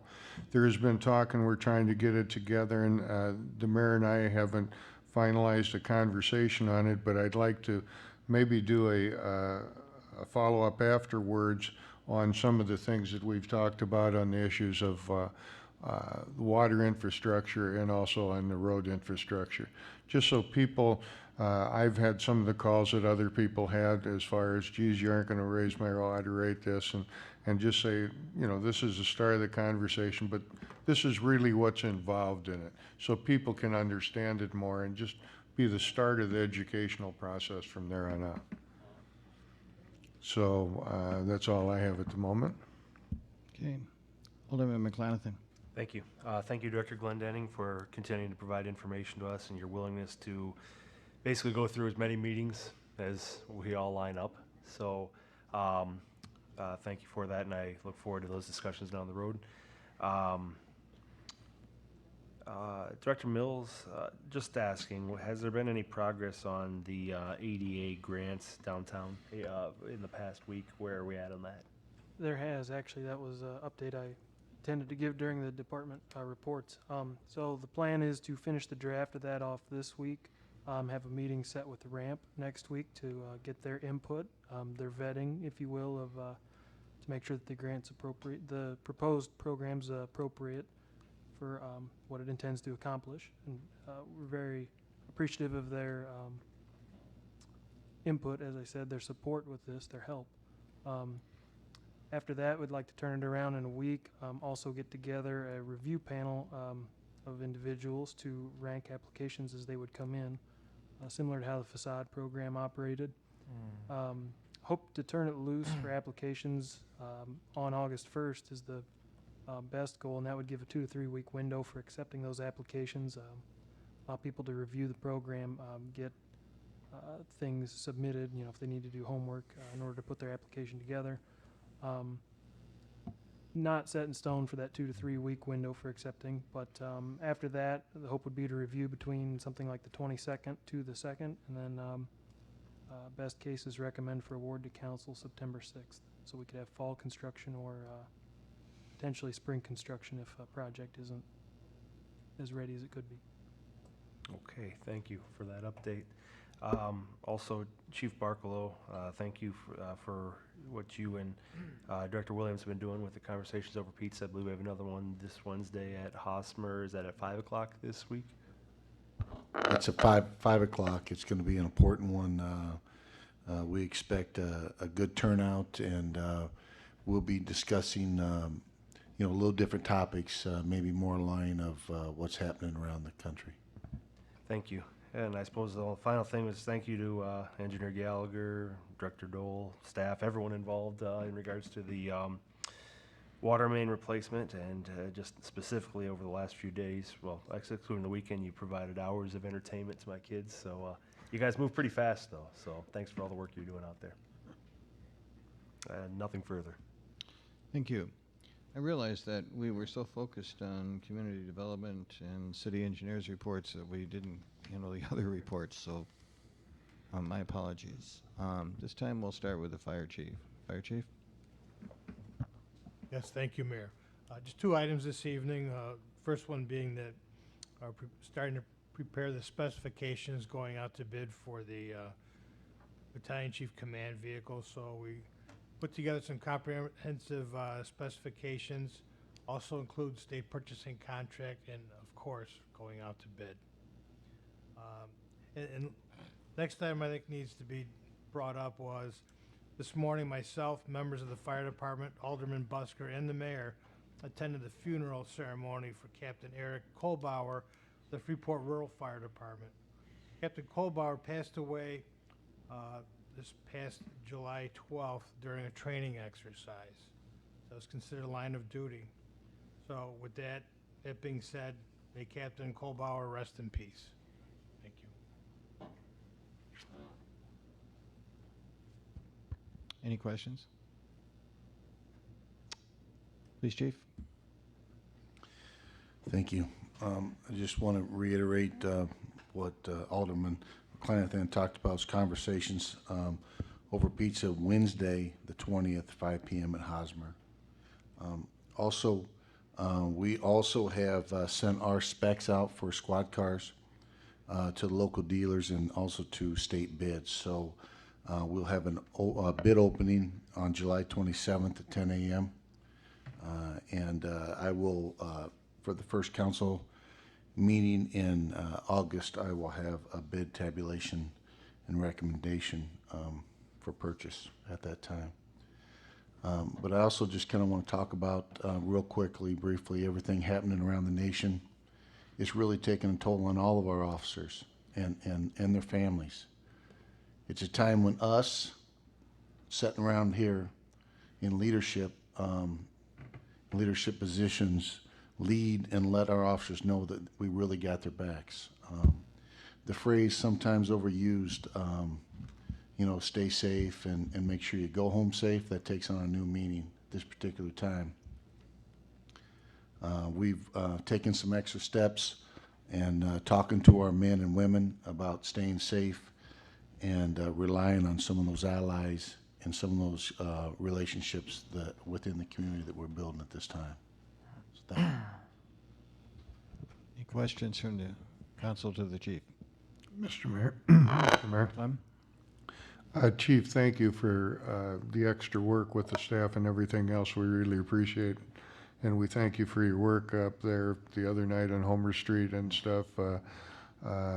These random shootings and stuff or shots fired are unbelievable, but thank you guys for all the work you do on it. I appreciate it. Thanks. We got more work to be done. Thank you, though. Mr. Glendenning. One area of preventative maintenance that I refuse to back down on is the rehabilitation of our wells. We just finished well number 7 here last week. It had been a long time since the well had been looked at, probably 2 to 3 times longer than I would have left it go if we were doing preventative maintenance inspections by polling the well. The grand total for rehabbing the well ended up being pretty close to $62,000 by the time we got it going. But once we got it going, we now have triple the capacity in the aquifer for it. We now have a very, very the viable water source that we have to continue to sustain at the water plant. It was well worth, but we need to do these things more frequently.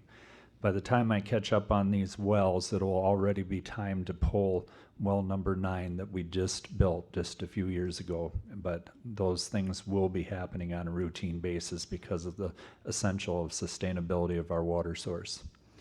During the month of June 2016, our water loss, which is the difference of water that we produce versus what actually gets sold, we lost 19,631,000 gallons of water that we produced into our distribution system. That's 21.7%. As far as inflow infiltration, as we discussed in June 2016, we took in an additional 84,441,000 gallons into the wastewater treatment plant. That's 119% more than what we delivered to the homes. These are numbers that I will continue to report on and going because they are the root of a lot of the things that I've been telling you about and why we need to continue to talk about it and report on it. So it's a big deal. So those are my numbers for tonight. Any questions for Director Glendenning? Dr. Bernadette. My report is going to be the same as last week. I'm spending all my time right now working on the audit, and it's just not only compiling information for the audit. I have to go back and do the work for May 1st. So now I'm working like month by month. It's just 90% of my time is spending on working on the audit right now. So it seems like everything is suffering, but it's just we're trying to get the best audit we can possibly have, and it requires a lot of time and a lot of hours. I don't mind putting the hours, but it's just I don't have enough hours in the day to do it. But hopefully we will get there. It's just the audit right now. That's all I'm spending time on. Questions? Seeing none? Director Mills, anything else? No, Mayor. Director Doe. Thank you, Mayor. Just I passed out my weekly report. If there's any questions or comments on that, I'd be happy to talk about it. Any questions for Director Doe? Not, that concludes department reports and also council new business. Now we go to item 14. Madam Clerk, do we need to have that read into the record? Item number 14 is requested by the Committee of the Whole on July 11th, discussion of a referendum question for the MFT street program to find a funding source for additional street improvement projects in the city of Freeport, Illinois. The council had asked a couple of questions which I had volunteered to get answers to, so my apologies that it's not in writing. Some of this ran up right up to the deadline. Council generated referendum proposals have to be filed with the State Board of Elections and the local officials no later than August 22nd. Now there's a separate, if you went on the site, a separate date for petition-driven sites, which I believe is right around August 8th, so don't confuse those. So there is some time to work out a question. I also did some preliminary investigation on what's the state of current law on a referendum question. The overwhelming comment is that it has to be a very precise yes or no question. And I think that implicit within that is a question that says something like, should the city raise additional revenue for streets would not qualify. A question that is precise enough to say, should the city raise its gas tax by X amount, yes or no, would qualify. So precision in the initiative and making sure that it's phrased as a yes or no and not a dual answer is important. Mayor? Alderman Chesney. Thank you.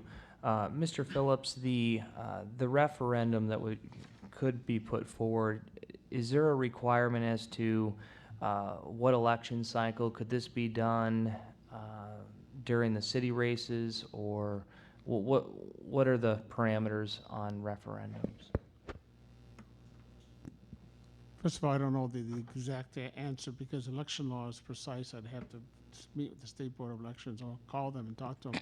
But generally, I know you can have no more than 3 questions regarding the same unit of government on any election ballot. I'm not aware off the top of my head, subject to confirmation, that there's any requirement that this advisory referendum could only be put on the municipal election. But you'd have to be on an election in which all the voters of the municipality, of course, are voting. Sure. Which is almost all of them, as far as I know. Follow up, Mayor? Alderman Chesney. Thank you, Mayor. My only observation would be is, I think that there's certainly a need with infrastructure, making the case in light of all the different taxes that are being paid in 100 days is a pretty narrow time frame.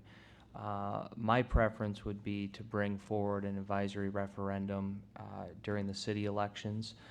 It'll give Engineer Gallagher and Director Dole an opportunity to make the case, and then we will execute the will of the people if they want the increase or not. But I would strongly urge us to defer this until the city elections, so we can have some time to show both sides of the argument and see how it ends up.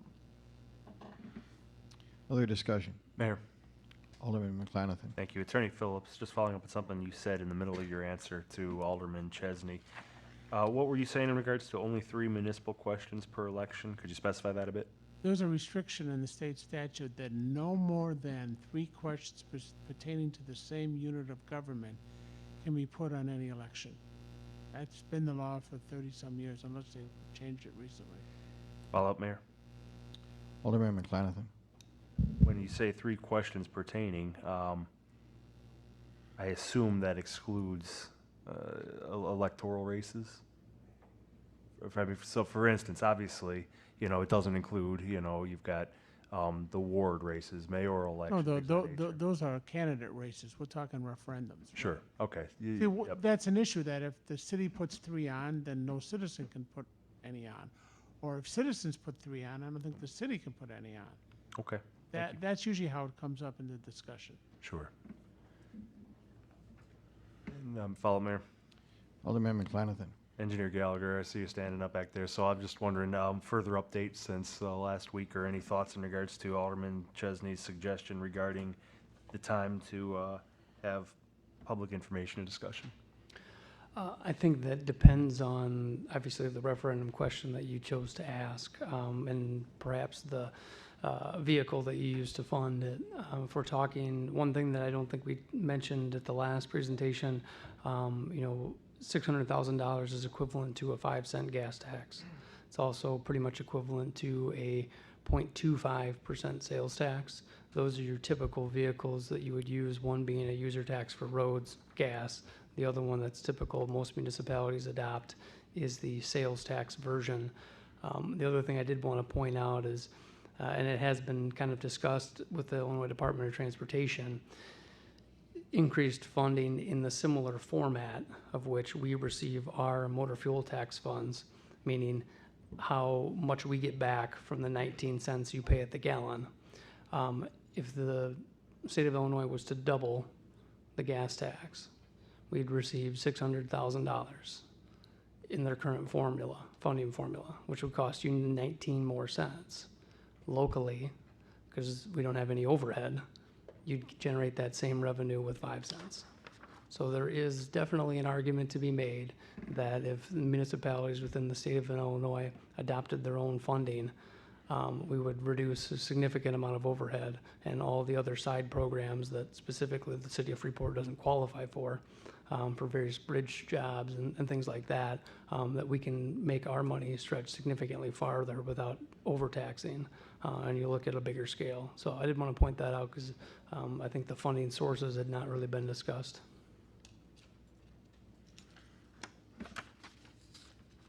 Mayor? Other questions? Alderman Keister. Just out of curiosity, if we put this on the referendum and it goes through, we raise one of the other taxes, Is there a specific time frame when we have to have this done, when we'll start receiving money, or how soon, say if we want the gasoline tax or the sales tax, how soon will we actually be seeing revenue from that once that's implemented? You wouldn't receive any revenue from it because this would be an advisory referendum. This is, how do you feel about doing this? But the actual decision to implement the tax has to come through a decision of this legislative body. Okay, but my question is, if we make that decision, is the start seeing the revenue going to be a quick thing? Do we have to wait a year for it? I mean, how does that work? Sean? I think we've had this conversation before. The sales tax, I think, you only get to implement it 2 times a year, and then you would receive your revenue 6 months from the implementation point.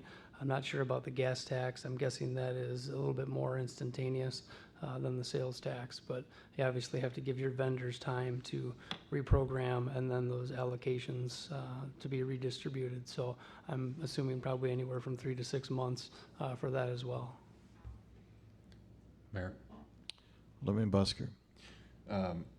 With moving this out to next spring's elections for a question, where would that put you on timetable for your scheduled road repairs or deterioration of the roads? Where would that put this whole plan that you presented? What we would look to do is next year would be status quo. We would follow through with the same program as this year with the funding that's generated from existing motor fuel tax.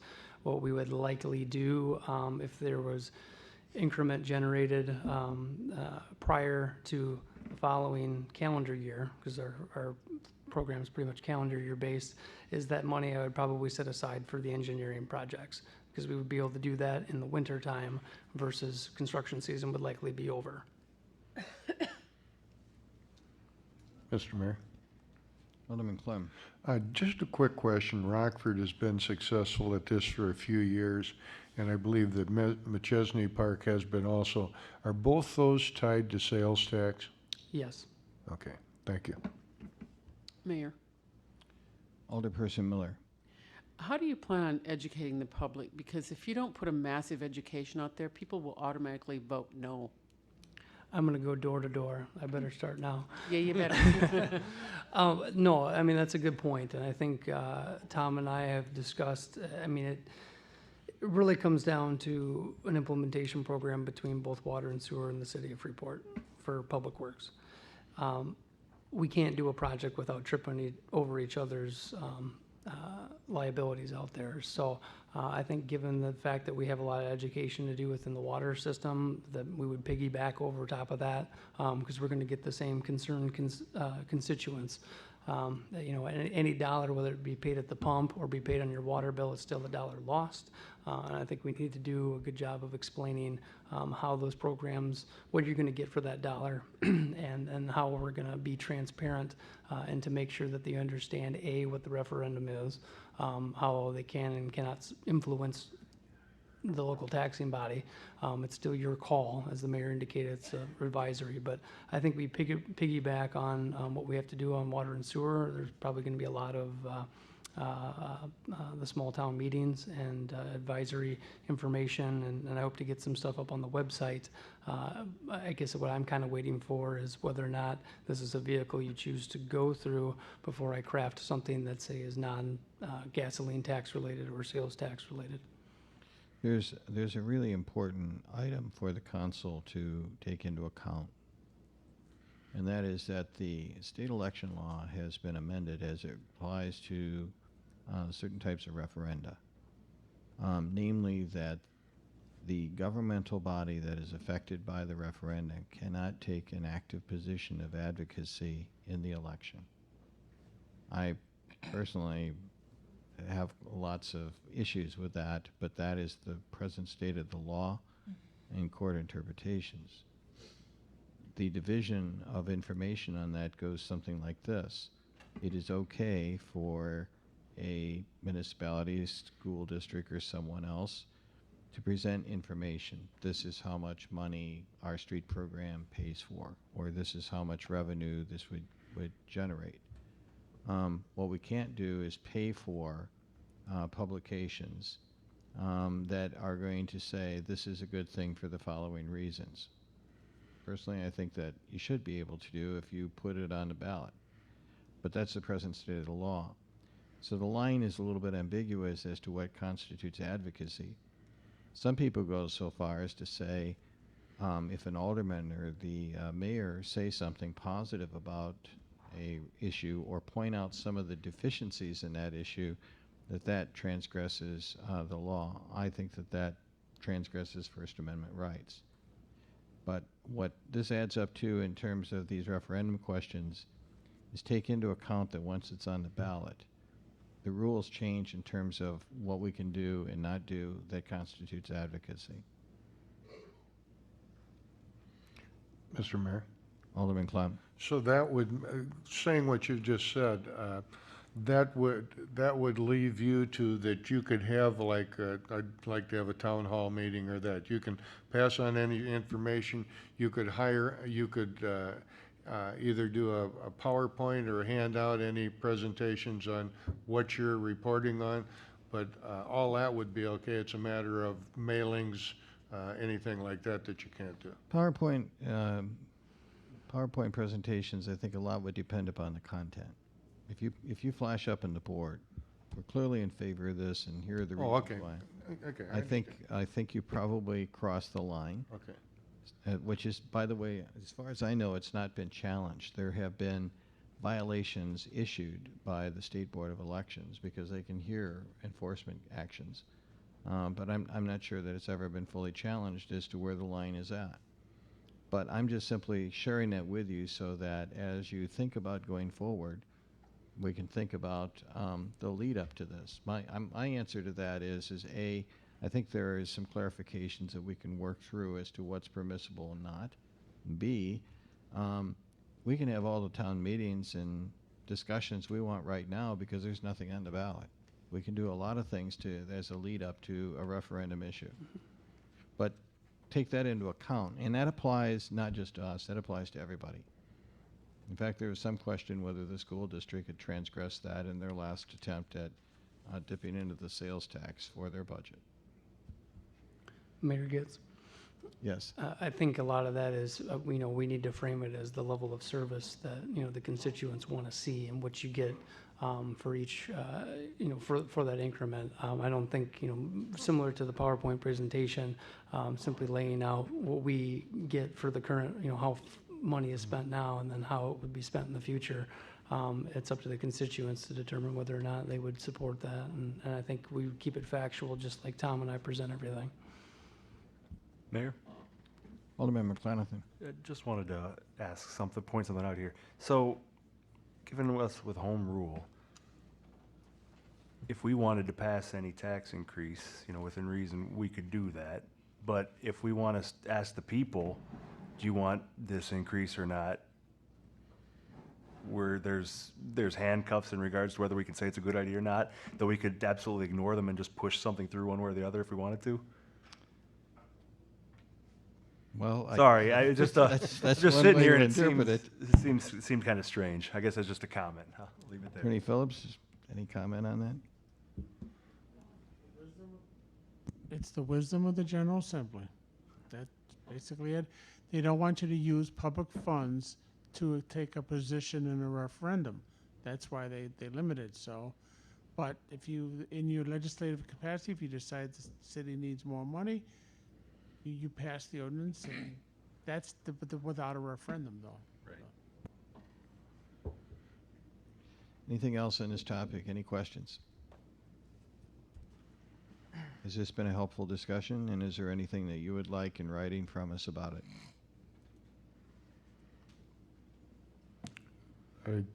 Alderman Clem? I would believe with the information you've provided, we know that it really limits it on anything as far as doing anything on the November ballot to be successful and to do not a campaign, but an informational segment to explain to people where we're at. I mean, I believe that in the information that we've been provided, once you take a look at the one document that Engineer Gallagher gave us, it showed all the roads that were listed to do and everything that we needed to do them, and none of them were funded, and there was no way to fund them in the present situation. Something like that opens up your eyes to say, you know, maybe we do need to do so. But I would surely, I don't know if there's anything you want on at the next meeting or that we can move forward on, but it should surely be at on the next COW meeting. But that's just a thought, so. Mayor? Alderman Keister. Yeah, just one other real quick question. August 22nd is the cutoff for November. Do we have any idea what the cutoff is for the April election, if we wanted to put something on that? I don't have it at my fingertips. I can look it up. Okay, I think that would be helpful to know what that is. So is this a request, an informal request to put the referendum MFT issue on the August COW? I believe that we should keep going and keep information on it. That's my thought. I'd make a motion to do that. I'd second. Yeah. Okay. There's a motion and a second to add this to the Committee of the Whole agenda in August. Is all in favor of that motion, please signify by saying aye. Aye. All opposed? The ayes have it. Item 15, Madam Clerk, would you read this?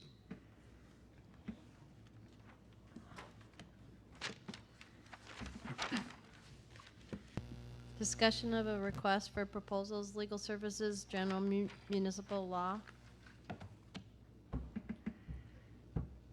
Alderman Chesney, you summarized it. Do you want Alderman Clem to now speak? Sure. The mayor and I had a brief conversation about this afternoon where there was some differences in, but the only thing that, in my mind, that this is looking for is what are the costs? It's not telling anybody what to use, how you have to do anything. What should we expect for costs, because we haven't been in the market a number of years? Basically what Alderman Chesney said. It's not a matter in my mind whatsoever that we believe that you should go with that guy X for $14 an hour. That's not the thought. You've already selected a corporation counsel, and understand that you kind of mentioned that you signed a contract recently on that, and the time frame will come up where the interim for that will be voted on. But we're just looking for how do we move forward, and how do we all move forward on the same page and try and work matters out to what can be done or what can't be done. I mean, from what you told me, I guess I'm posing it to you as a question as to what can we do, as the anticipation was when the legal department was eliminated, that this was what would happen, that an RFP or an RFQ or whatever would come forward, and we could work on some type of progress to move forward. So I guess that at that point, I'm just asking you, Mr. Mayor, for a question of, you know, or Corporation Counsel, what your thoughts are, or what everything else is, if I could. Well, I'll defer an extensive discussion on particulars of your RFP, which I have terrific amounts of problems with. When you and I discussed the issue after the contractual legal services, I was assured that the mayor would be able to select the attorneys that he thought, meaning me, that best serve the city, and that we wouldn't be arguing about RFPs. And I also said, we don't have time to do a whole bunch of RFPs. We need legal representation right now. And I, for one, had a lot of people breathing down my neck just on the fire negotiations alone. Now, a very revealing comment was made today that some people seem to feel that the mayor doesn't believe that the legal budget is limited, and that I don't want this to work. I'm as interested in balancing this budget as anyone, but I'm also interested in having first-rate legal services. You've met the person who I've hired to do our legal negotiations for the firefighters contract and also for the police contract. I hired him because A, I knew his work, B, I knew his reputation, C, he's actually won arbitrations, and I felt that we needed somebody very special to do that negotiation. And the police chief and I discussed ad nauseum how these two contracts may interrelate, and that there was probably desirability in having the same person do this. Now, he's a labor specialist. This is all he does. And he's especially a specialist in police and fire. Right now, he's down in Danville arguing with them.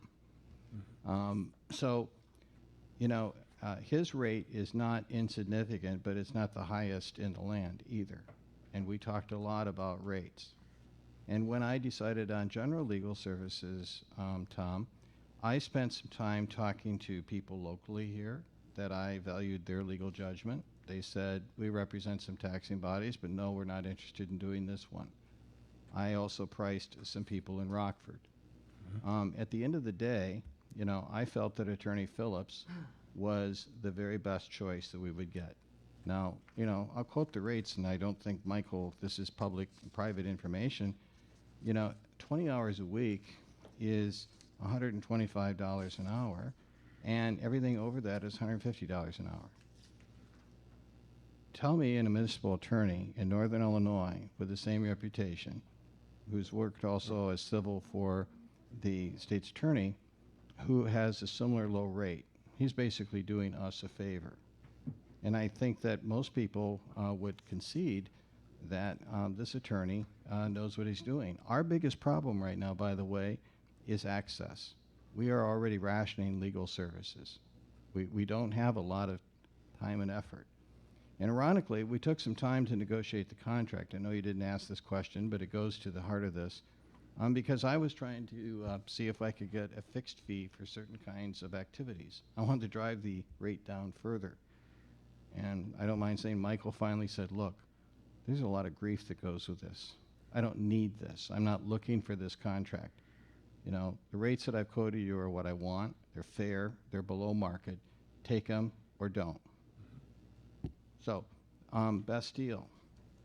And, you know, the same thing pretty much goes for our prosecutions. I don't know of anybody who's offered to do the prosecutions for less money and also has a decent record. Now, if you want to compare this to other people, I'll be happy to share some information about the services that they've offered.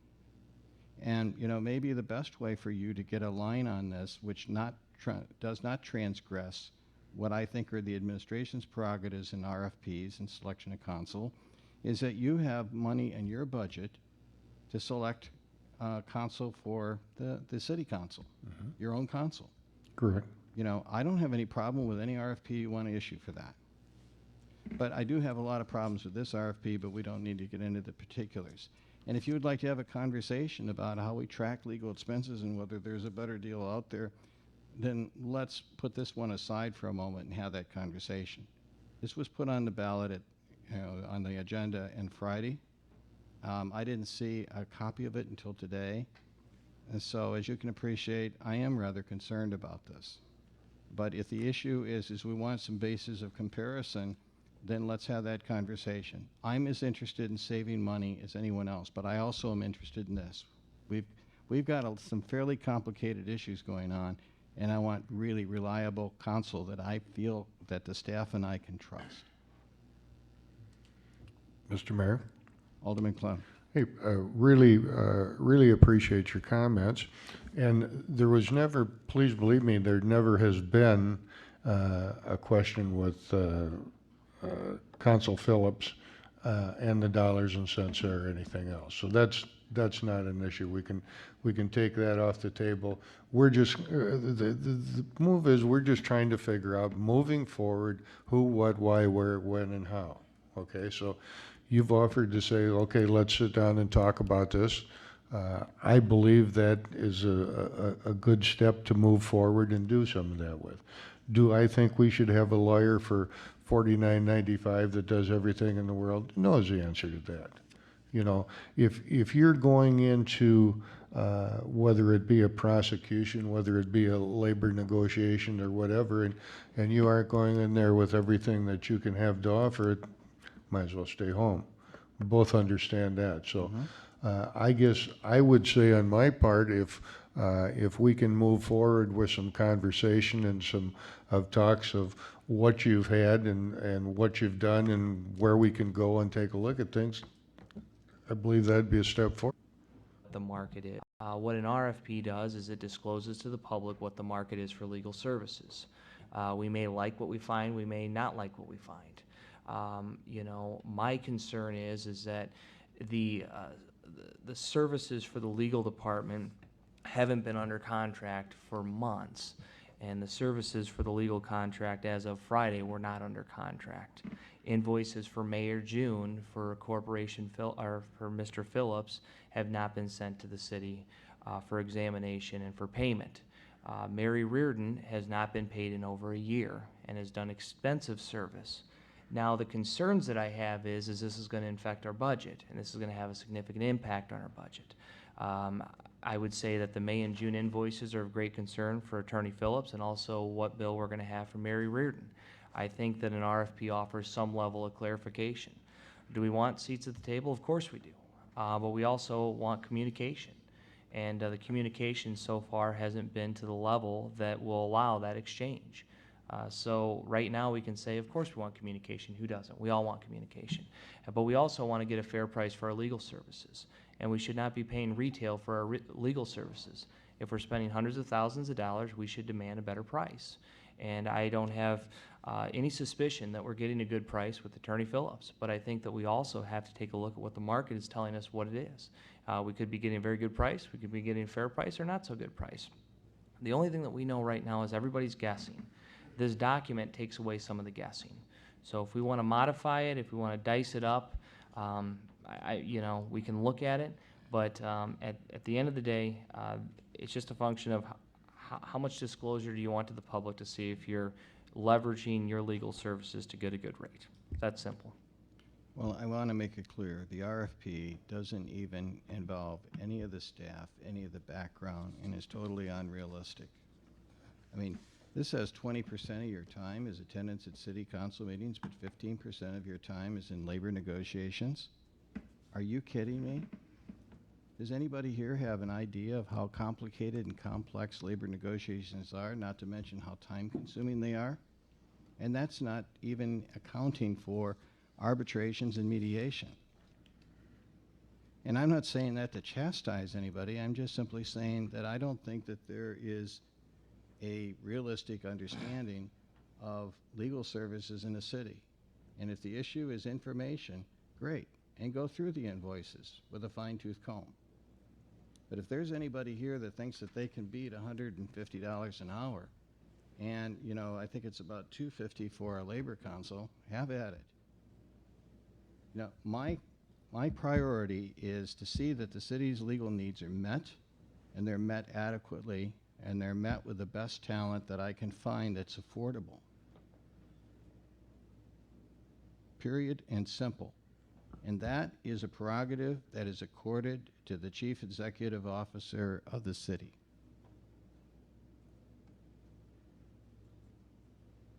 Mayor. Alderman McClanathan. I don't think anyone has or would dispute that that's your prerogative. I think that's also included in the language that I read in regards to it. Well, forgive me for interrupting for a moment, but let me share with you something that you and I talked about this afternoon. The city council, not the mayor, not the corporate authorities, the city council is prepared to review proposals from individuals or firms to serve as independent contractors. Mayor, could you please read the next sentence? Right, and it says the mayor appoint a licensed attorney to provide general legal services. So how do you square those two? Is that the end of that? It's absolutely, it's easy to square the two of them in regards to the plain language of it controls.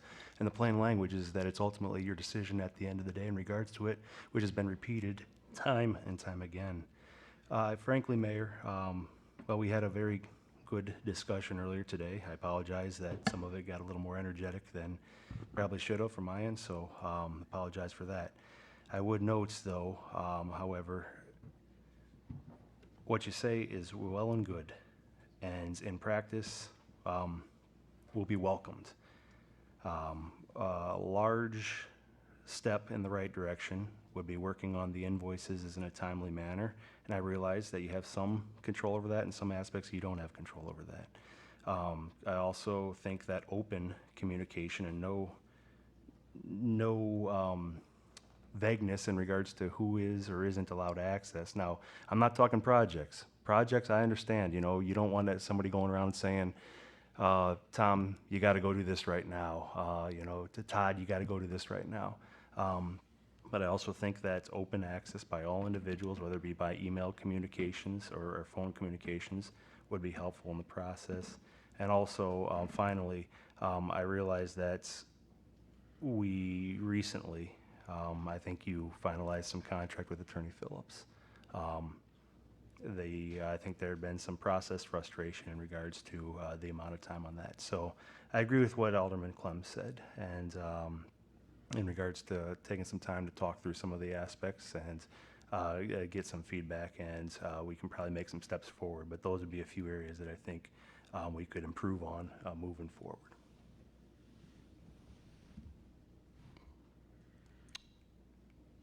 Other questions or comment? Mayor? Alderman Chesney. The next city council meeting, before then, can you send me a list of suggestions that you would have for the RFP that we can incorporate this, so we can present this again at the next city council meeting? You know, I'll tell you, Alderman Chesney, I'm looking at this carefully in terms of court decisions that are already out there. I want some time to consider this. I've just seen this document. So I will be happy to communicate with you in advance of the next council meeting. I'm not promising what my response is going to be to this particular document. And I think it would be misleading to say, oh yeah, I'll just fiddle with this here and fiddle with that there, and we're just fine on this. I'm not fine with this process. I am fine with a process that identifies what's a reasonable cost for legal services. And I think that that can be done in ways that are legal and don't involve an RFP. So, you know, I think that Alderman Clem had a useful suggestion, and that is, let's have a conversation about this.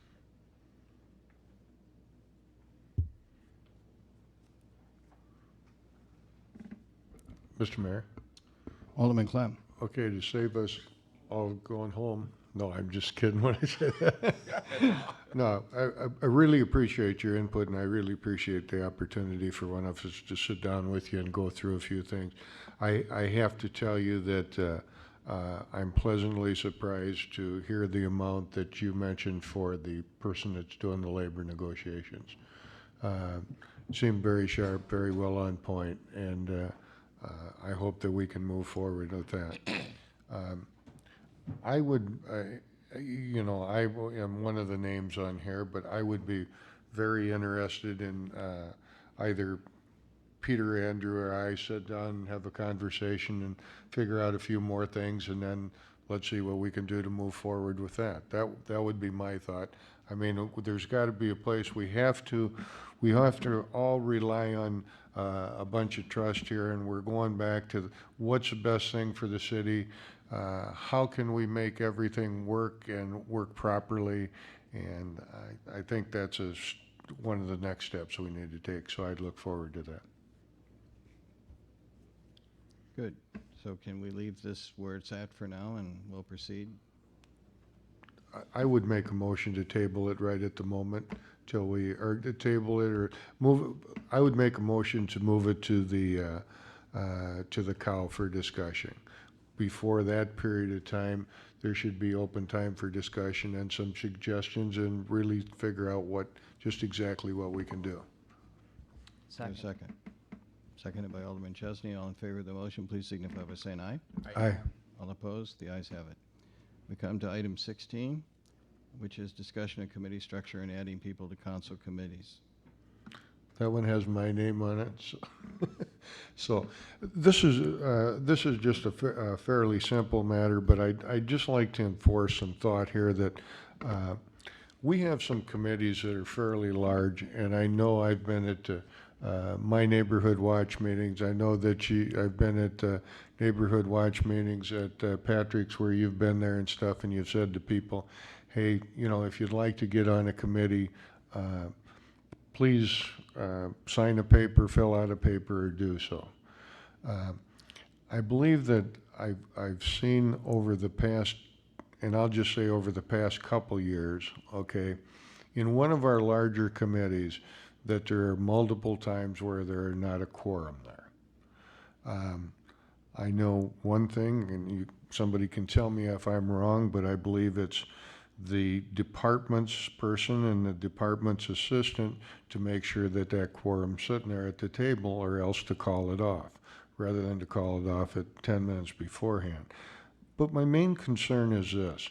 I feel as though on some of these, we just really need to have some more people on the committee. If we've got 6 people that have to be there for a quorum, and we've got 9 or 10 people on the committee, we may be in trouble to start with. So I had suggested people for this committee at one point, and I know Shelley Griswold had at one point, but my only emphasis here is, I guess I'm saying, let's try and make this a little more of a priority. If we have any problems and you need names from us, or if you'd send out emails to us on committees that you're looking for, maybe we can realistically come up with some names of some responsible people for that, and it might save us all some headaches down the line. Be happy to give you a list of the people that we're looking for, Okay. including some specialties. Okay. Please don't take this the wrong way, because I'm about to announce that I'm in the category that I'm saying. We have a planning commission that Mr. Mills and I have talked about it at length. We have a member who resigned recently who I think added a lot of value. I want to respect the fact that there should be some level of diversity, and there should be some balance in these committees. So I have a lot of people that fit in the category of older, retired white guys. And there's nothing wrong with older, retired white guys. But if the whole committee is made up of the same folks, I think we lose the value of varied input. And so that's the primary dilemma that I'm facing, is to try to figure out how to balance some of these committees so that they have some reflection of the committee that we live in. And 50% of the people who live in Freeport, actually a little bit more, are women. So you can help me on a lot of these, and I'll be happy to forward to the council a list of the committees and also the priority that I'm looking at them in. And if you have qualified people, good. And the other thing that happens too on this, since we're having a very candid conversation, is I think that we need to find some new blood, younger folks, the millennials, not necessarily the people that just got out of high school and are still trying to figure out what life's about, but there's a lot of people in the what I would call 23 to 40 group, and I think we need more of them involved, because we need to get more of those people involved in the city government itself. And if you can help me in these areas, and some of them you're far younger than I am, I would be most grateful. I'm not looking for a particular political slant or an ideological view.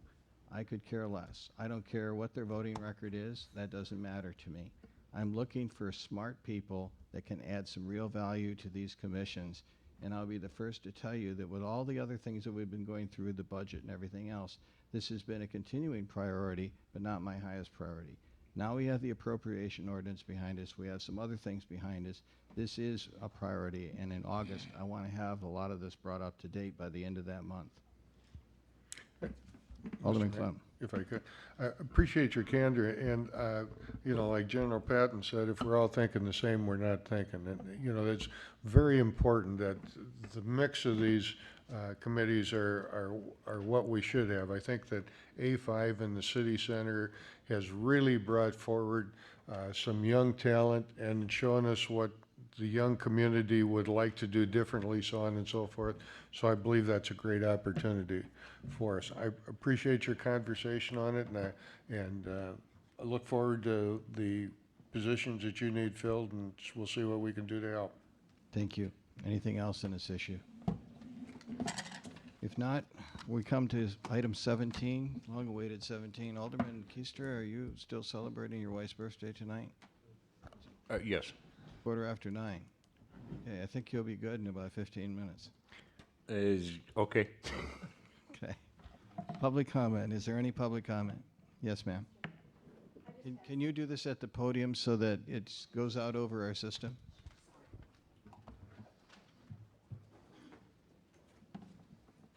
And Tom, can you handle the camera for us? I think we lost our operator. Just for Mr. Glendenning, I had a few questions. How many wells are there in Freeport? There would be 6. There's 6. And how often should they be serviced and checked like you were talking? Depending on their production level, we go somewhere between 3 and 5 years. Some of them can be extended to 7 depending on what we're doing. Okay, and how many of them have been checked according to schedule? We're right now, since I've gotten here, we've done 1, 2, 3, and almost finished the 4th. So we're moving along at a fast rate now. Okay. Is part of the reason that some of it isn't done is because of financial reasons? Absolutely. Okay. Well, I guess what I would say is water is necessary for life itself, and an effective and well-operating water system will affect the life and safety of every single resident in Freeport, Illinois. So I think this directly relates to the need for that ordinance number 2016-41 to be dealt with in a timely manner. And I would hope that the people of the city of Freeport would understand and be in supportive of the need for the water system and our water to be safe and working effectively. Thank you. Thank you. Is there any other public comment?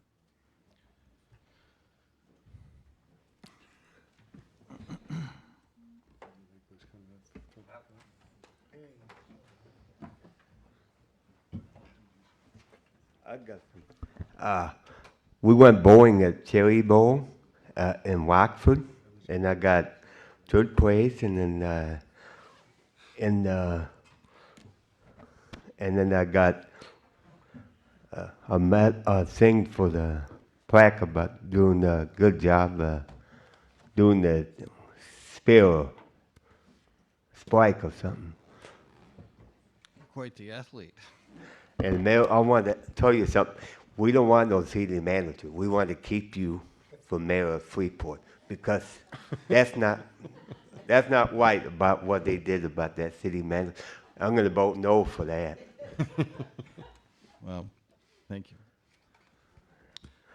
And I want to ask, Mills, Yes, sir. what's this about Rosati? Opening soon, we hope. And Todd, I want to tell you something. There's some problem them Saturday.